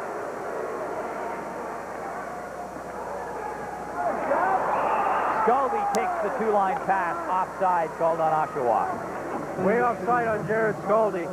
It's up to Jarrod Skalde and the veterans on this Oshawa team to give young Fred Brathwaite a break in net. They've got to get down to the Kitchener end and start generating some offense. Really force the Kitchener Rangers and give Rick Cornacchia time to regroup and see where his team's at. Fred Brathwaite looks very unnerved in net. The shot went off the post a little bit earlier. He looked very casual. He just looks like he's completely miffed by this whole ordeal of having to come in. Joe McIntyre, on the other hand, very happy with his team at this point. 2-1 they're leading, and they're playing a textbook game.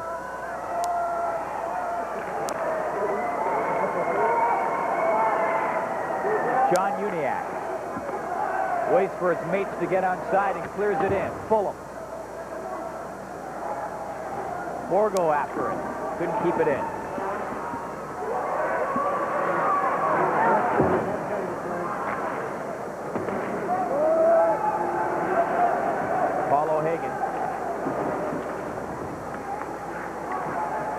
Here comes Busillo, up with Craigwell.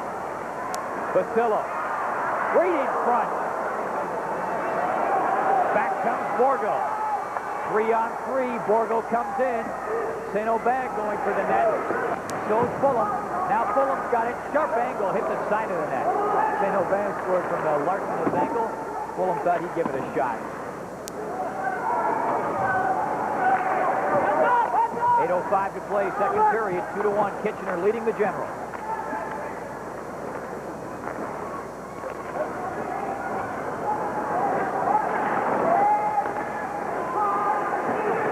Stevenson coming up to forecheck was tripped up. Looked to the referee for a penalty, didn't get called. Busillo trying to get it out. Pierce pushes it back in. Jousts with Davis, but couldn't get to the puck. Generals able to clear. And Oshawa will make a couple of changes on the fly. Stevenson. Pierce puts his head down and goes after him. Dumps into O'Hagan. The puck gets out, however. Lindros will come in with Fraser. Lindros. Fraser. Pass in the skates. The Rangers turn it back. Here's Pierce. In front. Brathwaite to stop. Fraser wheeling up in after it. He's got Lindros in front.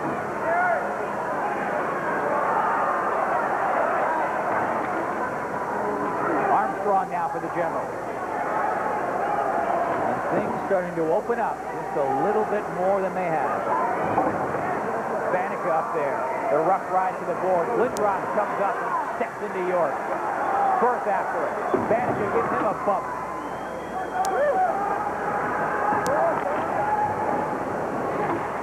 Here's Armstrong. Been a long shift for Lindros. Luik after it. Lindros comes up too. Grieve is up there. And Luik with a shot to the back of the head of Chris Lapuma. Lapuma looks up to the referee, but Steve Walken says, no penalty this time. Well, you can see it in your eyes.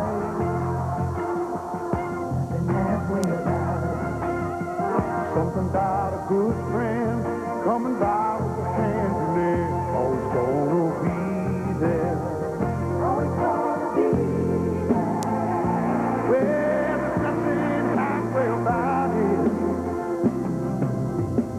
It says it all. Mike Torkey has got to be at his best now because the Oshawa Generals are starting to come to the net.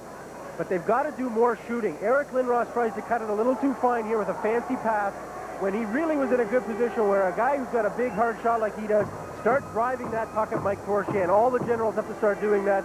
They're down 2-1, 6:19 left in the period. Quit being fancy and start driving the net. Grieve, Skalde, and Luik out there for the Generals.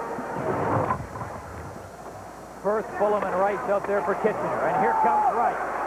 In against Grieve. Shooting. Brathwaite to stop. Right. Another shot.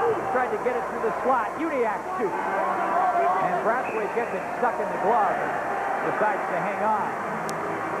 And has a little bit of a staring contest with a couple of Rangers right on his lap. Puck was lodged in his glove and he couldn't get it out. He seems to have settled down, and he's coming up with the good saves here. Stephen Rice cranks a hard shot, and Brathwaite just kicks the pad out, makes an excellent save. Good stand-up, back on his feet, good recovery. Now, if Brathwaite was to be hurt, this 10th round draft pick by Oshawa, if he was to be hurt, Oshawa would have to dress an affiliated goalie. The affiliated goalies are Jeff Finch and Derek Slater of the Oshawa Legionnaires. And the big million-dollar question at this point is, are they in the building? But regardless of that, they would have to be, Oshawa would have to be permitted some time to get their affiliated gear and dress. Oh, did Paul O'Hagan not make a great stop earlier, the defenseman? I said, maybe dress him. O'Hagan clears it up around the boards. I don't think you realize how prophetic that may have been. No, I didn't think we'd be meeting the situation. Busillo tried to get it across in front for Hoffman. He was being checked. Busillo with Craigwell in front. Here's Hoffman now with Craigwell in front, but Craigwell was a lot deeper in the slot than that pass, which just went through the crease, would permit him to get to. Craigwell to Hoffman. 5:20 to play, second period, 2-1 Kitchener.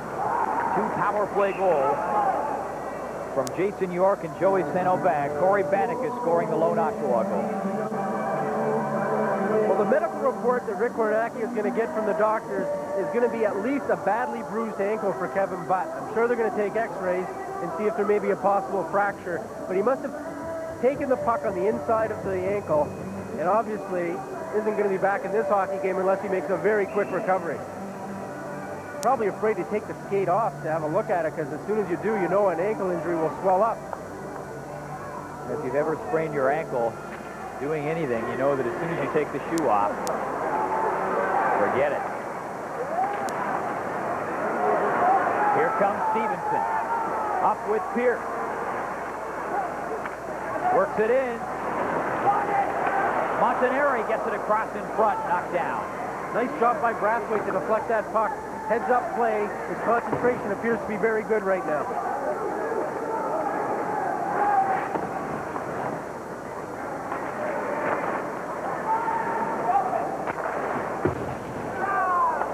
Uniac colliding with Lindros back behind the play. That was a stump and a half. Donaldson in the corner for the Generals. Comes up with it. Pierce up to forecheck. Fraser trying to come out. He's in heavy traffic and still negotiates his way outside the blue line. Grieve clips it in. Cornacchia. Good pass. Back up to Pierce. Gets it ahead. First and on goal. Big stop by Brathwaite. First had it labeled. May well have reached out. That one is questionable. Might have been going a little bit wide, but the impressive thing from an Oshawa General point of view is that Fred Brathwaite is now into this hockey game. His concentration is good. A great pass by Randy Pierce to Jason Firth, a gifted offensive hockey player. He gets this backhand up. And that might well have been on net. A dangerous opportunity. Fred Brathwaite, watch him on the high angle as he backs into his net. Snakes love a very good reflex goalie. That's the book on Freddie Brathwaite. Here's Rice. Iain thought he saw a little bit of daylight, couldn't nail it on goal. 4 minutes to play, second period. Here comes Skalde. Skalde can't get the shot, and Cornacchia will hang on.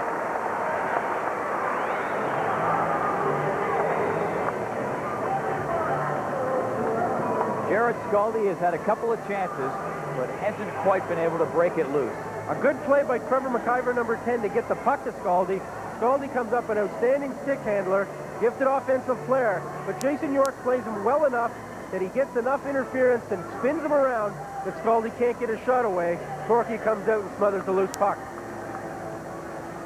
Jarrod Skalde, a first-round pick for the Generals in 1987, and he has lived up to all those expectations associated with being a first-round pick.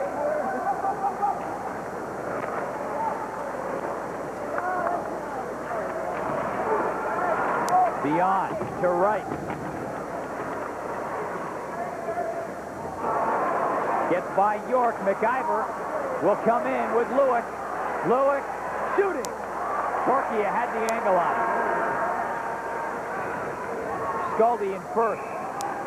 Battle along the boards and get the face-off with 3 minutes and 25 seconds to go.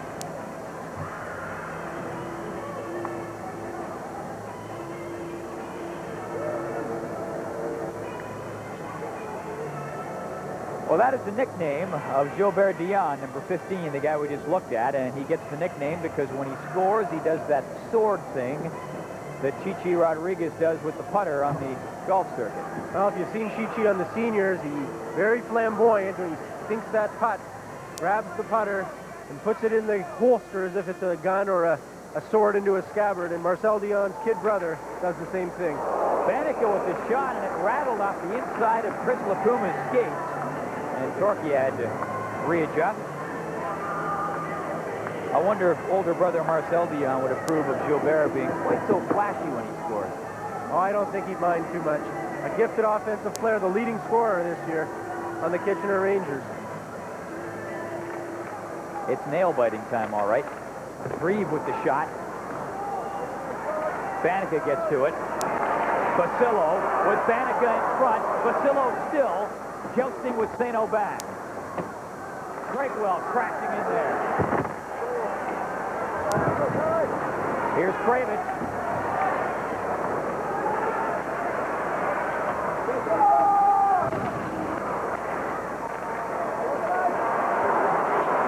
Fulham steps in, swings wide. He's got Borgo in front. Fulham still. And Craigwell comes back now. Craigwell and Fulham grinded along the board. Lacuma comes away with it to Keenan. Keenan in deep. Borgo trying to get towards the front of the net, but he's being tied up by Busillo. Here comes Iain Fraser. Lindros going for the net. Fraser tried to pound it on goal. I think Pierce got a piece of it. Here's Busillo now. To Fraser.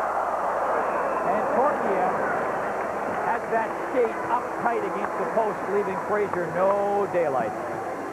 2 minutes and 8 seconds to go in the second period. And here's Peter Watts to tell us about the intermission. All right, Paul, it's been a pretty good year for the Canadian Hockey League, and the president of the CHL, Ed Chinouse, will join us in our second intermission. We'll get you caught up on the day's top sports stories on a TSN update from Toronto, and we'll have the play of the period, all in our second intermission. Still 2 minutes and 8 seconds away. Kitchener leading 2-1 against the Oshawa Generals. Here's Armstrong. Fraser after it. Grieve is in front. Now Grieve trying to get it out in front to Lindros. Grieve still with Fraser. They're buzzing all around the net. Grieve another shot. Here's Fraser again. Grieve, good.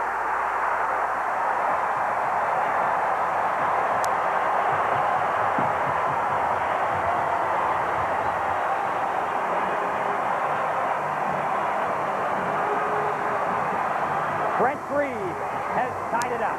The tenacity pays off. Great work by Brent Grieve behind the net. Now, Eric Lindros is a major distraction, number 88. You'll see all the Kitchener Rangers around him very concerned.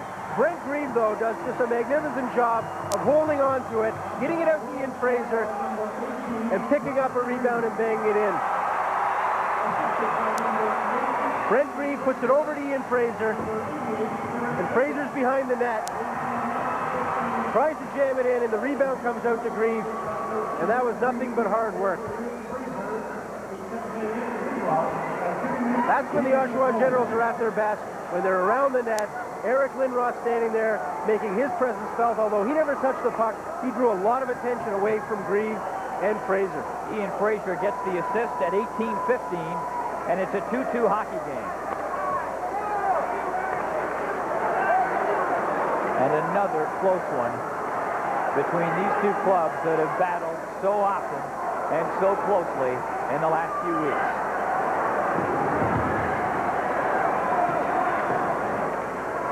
Rice bangs it outside the blue line. Lead pass. Rice was way up offside. Rice tried to sneak in behind the Oshawa defense, but got a step ahead.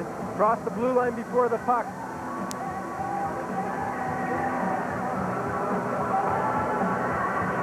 And Stephen Rice, who admitted after that overtime loss the other night, I was shocked when I talked to him. He said, you know, I think they have a better team. We just have to work that much harder.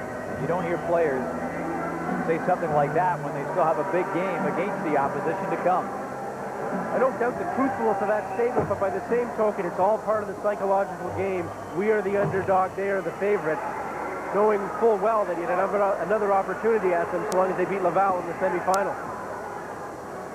Which they did, and that leaves us here with 1 minute and 5 seconds to go in the second period of a great hockey game. 2-2. Rice in over the blue line, puck bouncing behind him. Scott Luik back to the general. Skalde comes in with Luik. Cornacchia comes out to just bat it away. 45 seconds left in the period. 2-2 hockey game. Stephen Rice up at center, and first was low bridge. Here comes Skalde back in with Luik. Luik down, shooting. Cornacchia with the shot. Skalde may have tipped it. Here comes Rice back the other way. Armstrong stops him, and Donaldson is there to gobble up the loose puck. 20 seconds left. This period comes to a close while they're really picking up the pace. Lots of big hits, lots of good offensive opportunities. 16 seconds to go now in the second period. 2-2 between Oshawa and Kitchener. Jason Firth got leveled by Jarrod Donaldson right at center ice. A terrific open ice body check. Firth was looking behind him for the puck. Donaldson had him lined up and came right across. And Firth shakes off the effects of that one. I think it was Stephen Rice with what the players call the suicide pass. A guy lining up your teammate. Here, you take it. Nothing worse than coming through the middle, looking back, and hearing that rush of wind racing at you as somebody prepares to launch you into orbit. Here's Lindros. Triple team. I guess he didn't get a shot away. Brathwaite stepping up to play it, and we're going to have a high sticking penalty with 6 seconds left in the second period, and it is going to go against the Oshawa Generals. Number 21, Bill Armstrong, will head off. And when you consider that Kitchener has been absolutely, positively lethal on the power play, boy, could this be a big call. There's the cross check, and it goes up into the face of Randy Pierce. And Randy Pierce has been such a catalyst tonight. Killing penalties, he's been dangerous. But he's really creating a lot of offensive opportunities, and he drew that penalty on Bill Armstrong. And if Kitchener can't do anything here in the 6 seconds left, they certainly have a good chance with 1 minute and 54 to start the third period. Kitchener is 2 for 2 on the power play in this game. It's a 2-2 hockey game. Stevenson on the faceoff against Lindros.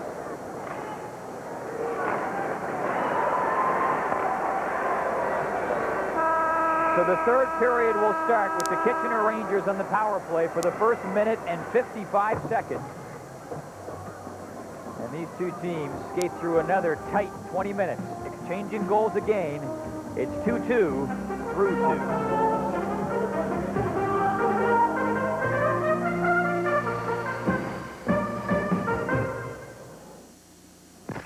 It's the times we remember. It's the moments together. It's the way I'm seeing yesterday, today. You know, everyone has their own special memories. I know I do. And if you want your memories to look their best, you trust Black's quality. As simple as that. Big, beautiful prints guaranteed.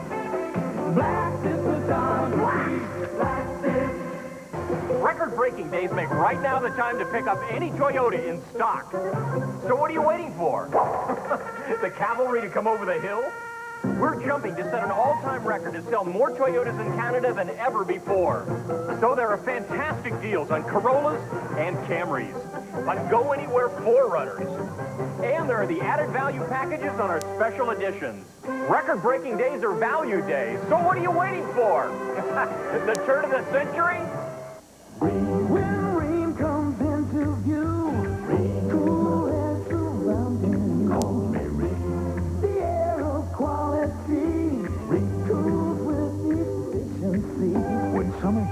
your neighborhood cool down with a call for reliable, high-efficiency air conditioning from Reed.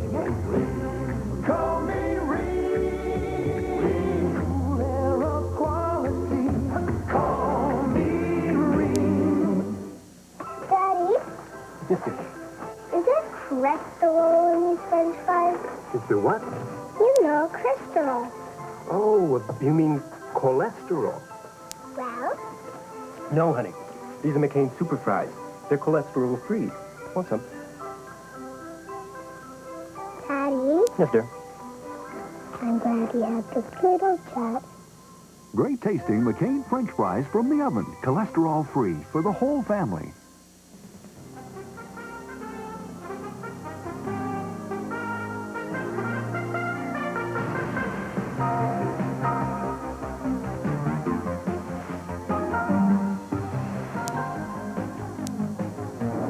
Hi, I'm Cory Banika. I'd just like to wish my mother, Judy, a very happy Mother's Day.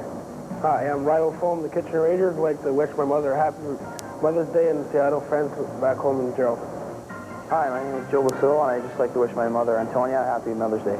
Hi, I'm Chris Puma from the Kitchener Rangers. I'd like to wish my mother a happy Mother's Day. It was 1-1 after 1. It is 2-2 after 2 in a close, hard-hitting, hard-fought OHL final repeat. The Kitchener Rangers and the Oshawa Generals locked at 2 here at Copps Coliseum after 40 minutes of play. Better marketing, perhaps. Better product, perhaps. But in all events, 3.5 million people watch junior hockey in this country this year. And for part of the credit, I think, has to go to Ed Chenouse, who joins us now, the president of the Canadian Hockey League. If this is the best you can offer, you're doing pretty good. Thank you very kindly, Peter. Obviously, we're very happy. I think it goes without saying that Ontario, particularly the Ontario Hockey League and the city of Hamilton, certainly showed their colors today. It's an all-Ontario final, and that's fine from our standpoint, but to have 17,500 in here, the ovation when we kicked it off was just fantastic. I think it's really what major junior hockey is all about. Well, there were a lot of concerns because of some of the problems that were held, that occurred here over the last couple of months. And when they finally got it sorted out, there wasn't a lot of time to sell tickets for the organizing committee. They have come through. They certainly have. I think it's a credit, as I say, to the numerous people involved, particularly the Ontario Hockey League and the city of Hamilton and all their workers. I think when you look at the overall situation of the format that we have to use, it makes it very, very awkward. You make one bad decision a year in advance of selecting a site, comes back to haunt you. This is kind of, I guess, a nice finish to something that didn't start out as well as everyone had hoped it was going to be. Next year, the tournament is in Quebec. The Quebec League still has to decide on a site. What has been learned here that will be applied by the CHL in the future? I don't think there's any doubt that the Canadian Hockey League will be much more involved in future Memorial Cups from the standpoint of having a mechanism or having ways and means of putting things into effect that we have the right to pull the tournament as opposed to the host league. I think that I would also venture to say that there might even be some changes forthcoming that we're certainly looking at. We've started a 5-year program or a 5-year look at where we're going. I think that a lot of things that are happening in the last couple of years we're pleased with. But I think if we don't change or aren't prepared for change, we're just kidding ourselves. We're in the 90s, and major junior hockey played right is probably as exciting a product as there is in the hockey business today. Well, let's get back to next year. Le Colisée and the Montreal Forum are the two biggest buildings in the province. If the Quebec League, for its own reasons, decides it wants to go to Robert Guertin Arena, perhaps in Hull, what about the Canadian Hockey League's response? Well, I think there's ways around that. I think if we go to a smaller building, then we have to put more onus on that particular city or that particular club who's hosting it. There's no sense kidding anybody. It's a business. We certainly want to generate some dollars, and I think it's an obligation that we're going to be responsible for. Every year, Peter, it gets a little more expensive to host it. Next year, for example, we're going to increase the official party from 25 to 28. The difference in cost to operate in Ontario and Quebec is considerably different than it is out west. These are things that we have to change. The other area that I think is exciting is that I think we've done a pretty good job in trying to sell our product. We owe a lot of support or thank you to our corporate sponsors. The TSN National Game of the Week has been a big bonus for us. We had some great hockey games. I'd like to be able to suggest or think that maybe we're coming of age. At least I hope we are. Well, it's been a good hockey game. It's been a great cup tournament, and it's been a great season. Thanks for Thank you very by. kindly, Peter. Ed Chinouse, the president of the Canadian Hockey League. After 40 minutes of play, the 1990 Memorial Cup final from Copps Coliseum in Hamilton is all even at 2. The Kitchener Rangers and the Oshawa Generals. One of them will win tonight. We still don't know which one. You can see the house is completely renovated with the very best heating and cooling system. Must be a Lennox. So we put in this new central air, and our bills are really... Down? Exactly. Must be a Lennox. A furnace? Not a day of trouble, ever. Must be a good one. Must be a Lennox.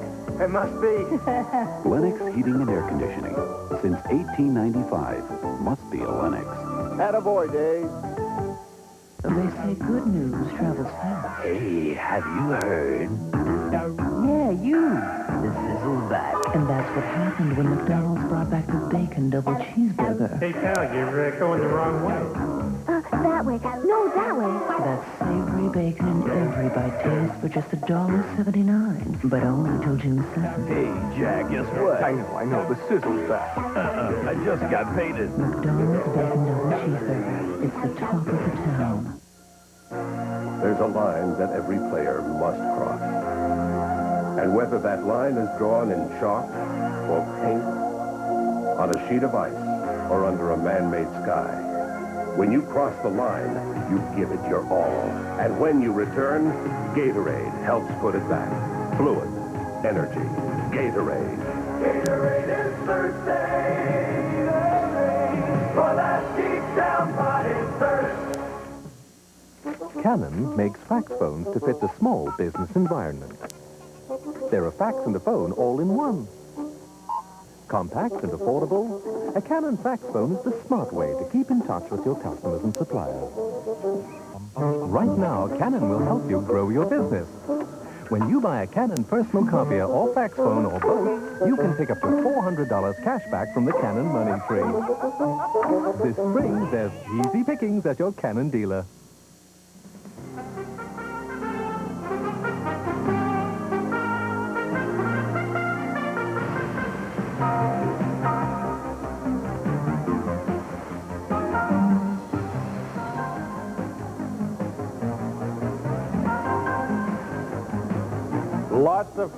Lots of hard hits in this hockey game by both teams as the intensity level picks up.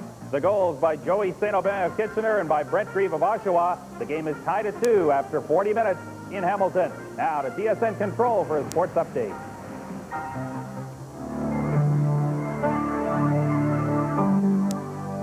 This update is brought to you by NEC, technology that shapes your world for the better.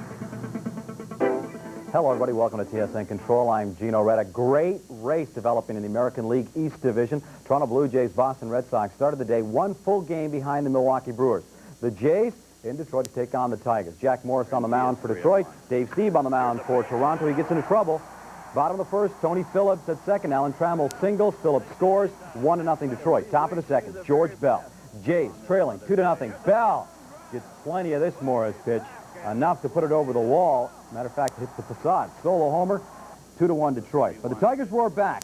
Last of the third, Lloyd Mosby steps up and, he knows Dave Stieb's stuff. Upper deck, 3-1 Tigers. Jays tied up in the bottom of the sixth, in the top of the sixth inning. Fred McGriff reaches out, pokes this one into deep center field, hits the base of the wall. Plenty of time for George Bell to round third, come in to score. That tied the game up at 3-3. Jack Morris in the eighth inning. Men on the corners. John Olerud hangs one up to center. Deep enough to straightaway center to let George Bell tag and score. 4-3 Jays. George Bell up again. He goes 4 for 5 on the day, including this double. Mookie Wilson scores. The Jays go on to win this one. David Wells wins his first game of the season. Jays win it by a final score of 6-3. George Bell goes 4 for 5. And another game for you. Milwaukee losers to Minnesota. We'll tell you what that all means. Coming up right after this break, we'll tell you how Boston did. And we'll let you know what the standings look like. At NEC, the shape of things to come comes in many shapes. There's a message for you, John.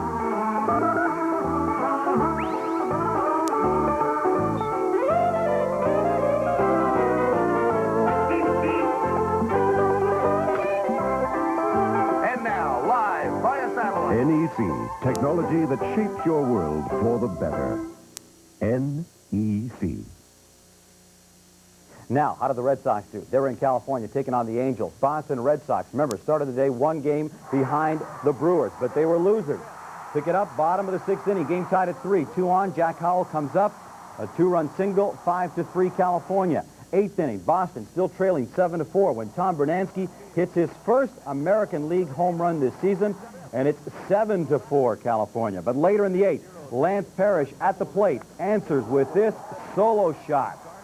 Makes it 8-4 California. The Angels hold off a Boston threat in the 9th inning with their version of this double play. Now check this out. To first, to second, back to first. Not exactly your usual double play, but it worked. The Angels go on to win this one by a final score of 8-4. So let's take a look at what that means in the standings. The Toronto Blue Jays now are tied for first place with the Milwaukee Brewers. The Boston Red Sox are now 2 full games behind the Toronto Jays and the Milwaukee Brewers. We're going to go right back now to Copps Coliseum for more of Memorial Cup on TSN.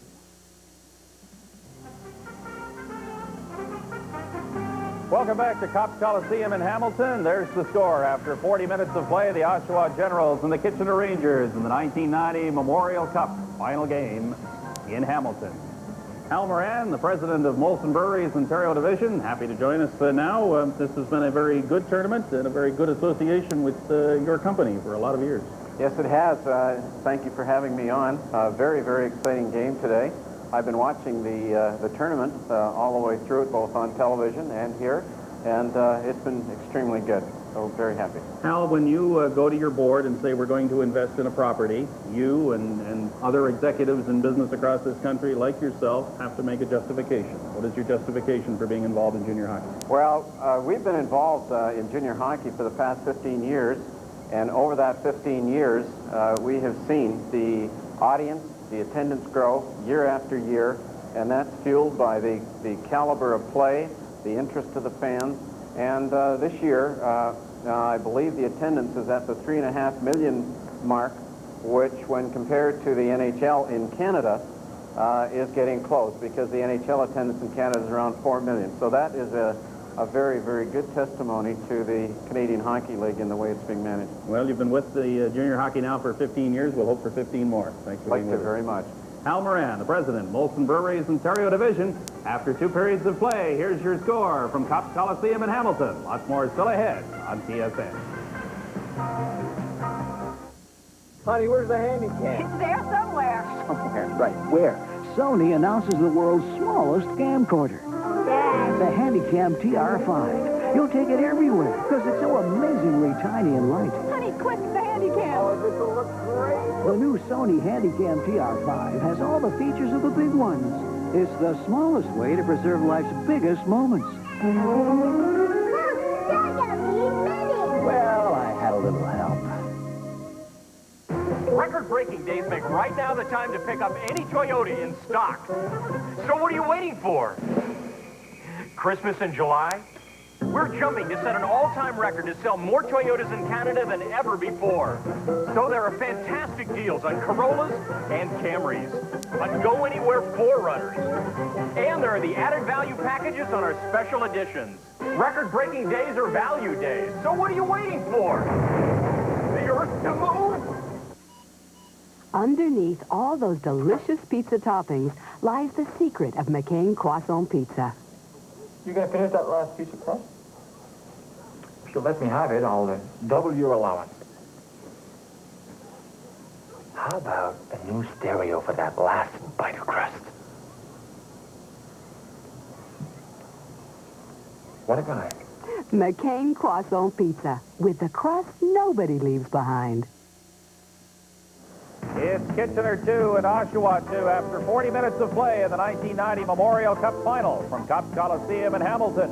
Welcome back to the arena. Both goals by Kitchener on the power play. The second one is our second period play of the period, brought to you by Longines Wittenauer. And for our play, we have selected the goal by Joey Stenobin and the subsequent injury to Kevin Butt, the Oshawa goalkeeper. Here is the puck coming around to the boards. Aubin from the corner with an extreme angle just slapped it toward the net. It hit the right ankle inside the pad of Kevin Butt and rolled into the net. That's the goal. Butt was hurt, replaced by Fred Brathwaite. That might be the turning point in the game. It is our Longines Wittenauer play of the period. It's presented by Longines Wittenauer, the world's most honored watch.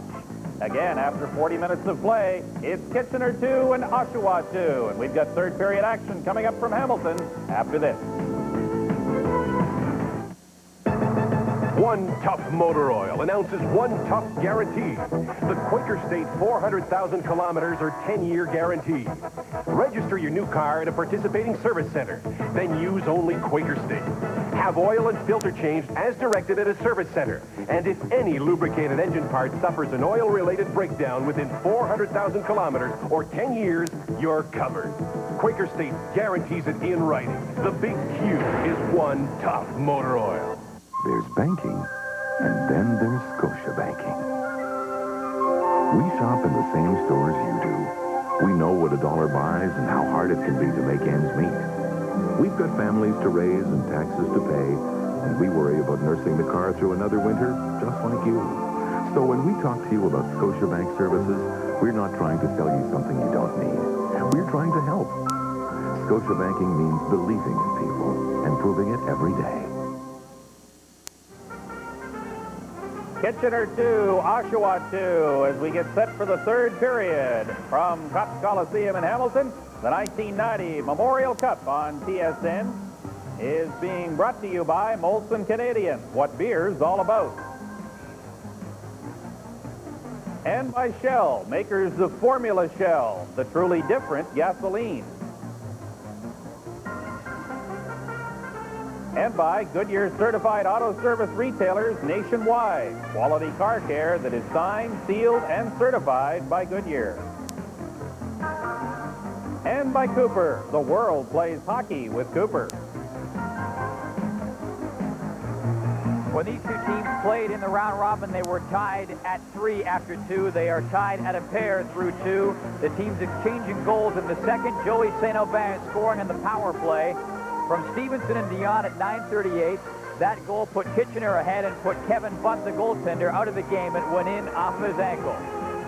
Brent Grieve scoring for the Oshawa Generals at 18:15, set up by Iain Fraser. Eric Lindros also gets an assist at 18:15.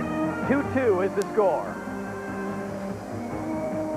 Shots on goal in that second period, 10-9 for Oshawa. The power play situation, Oshawa 0 for 2, Kitchener 2 for 3, and the Rangers start this period on the power play for the first minute and 54 seconds.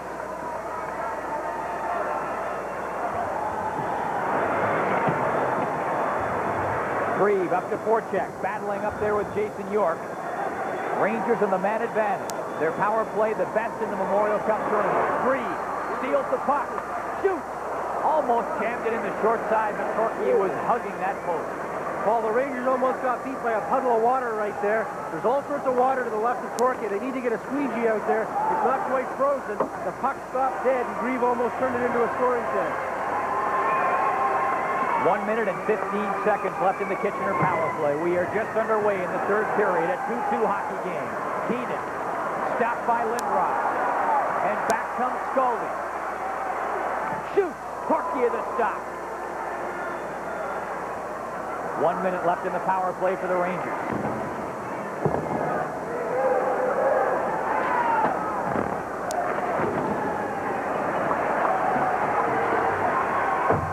.45 seconds to go on the power play.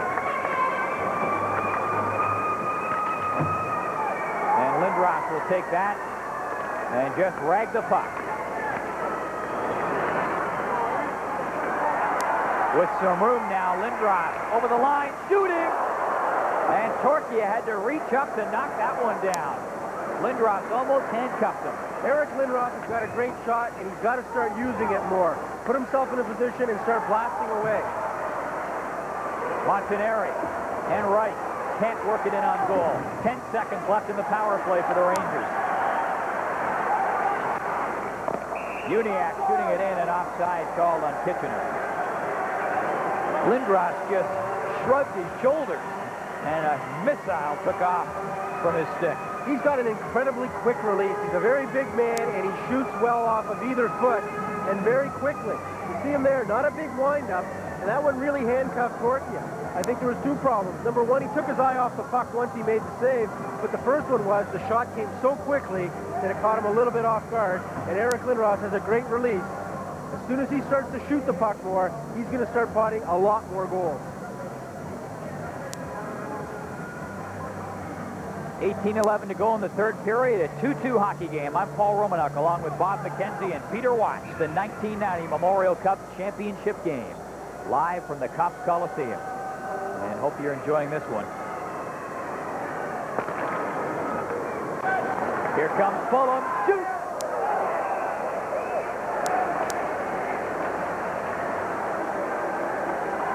Fulham is another guy who's got an outstanding shot, both a snap shot and a slap shot. The native of Geraldton, Ontario, played for the Thunder Bay Phantoms, going directly to the Kitchener Rangers. Has a real heavy shot, but on this one, he buries it about 15 rows deep behind Fred Brathwaite.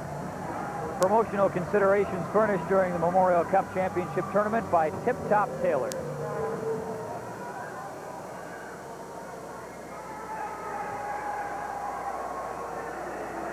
Teams at even strength, Firth on the faceoff.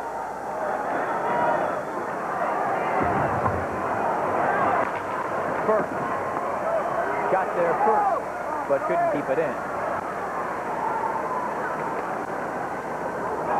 Here's Craigwell, and here's Jason York.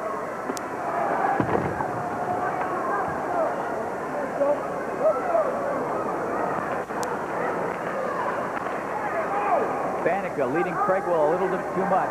Craigwell up to forecheck. Here's Busillo along the boards. Knocked on his keister by Stephen Rice, who digs it out. Here's O'Hagan. Up over the glass, and somebody with a souvenir nicking off their forehead down in the seats behind the penalty box.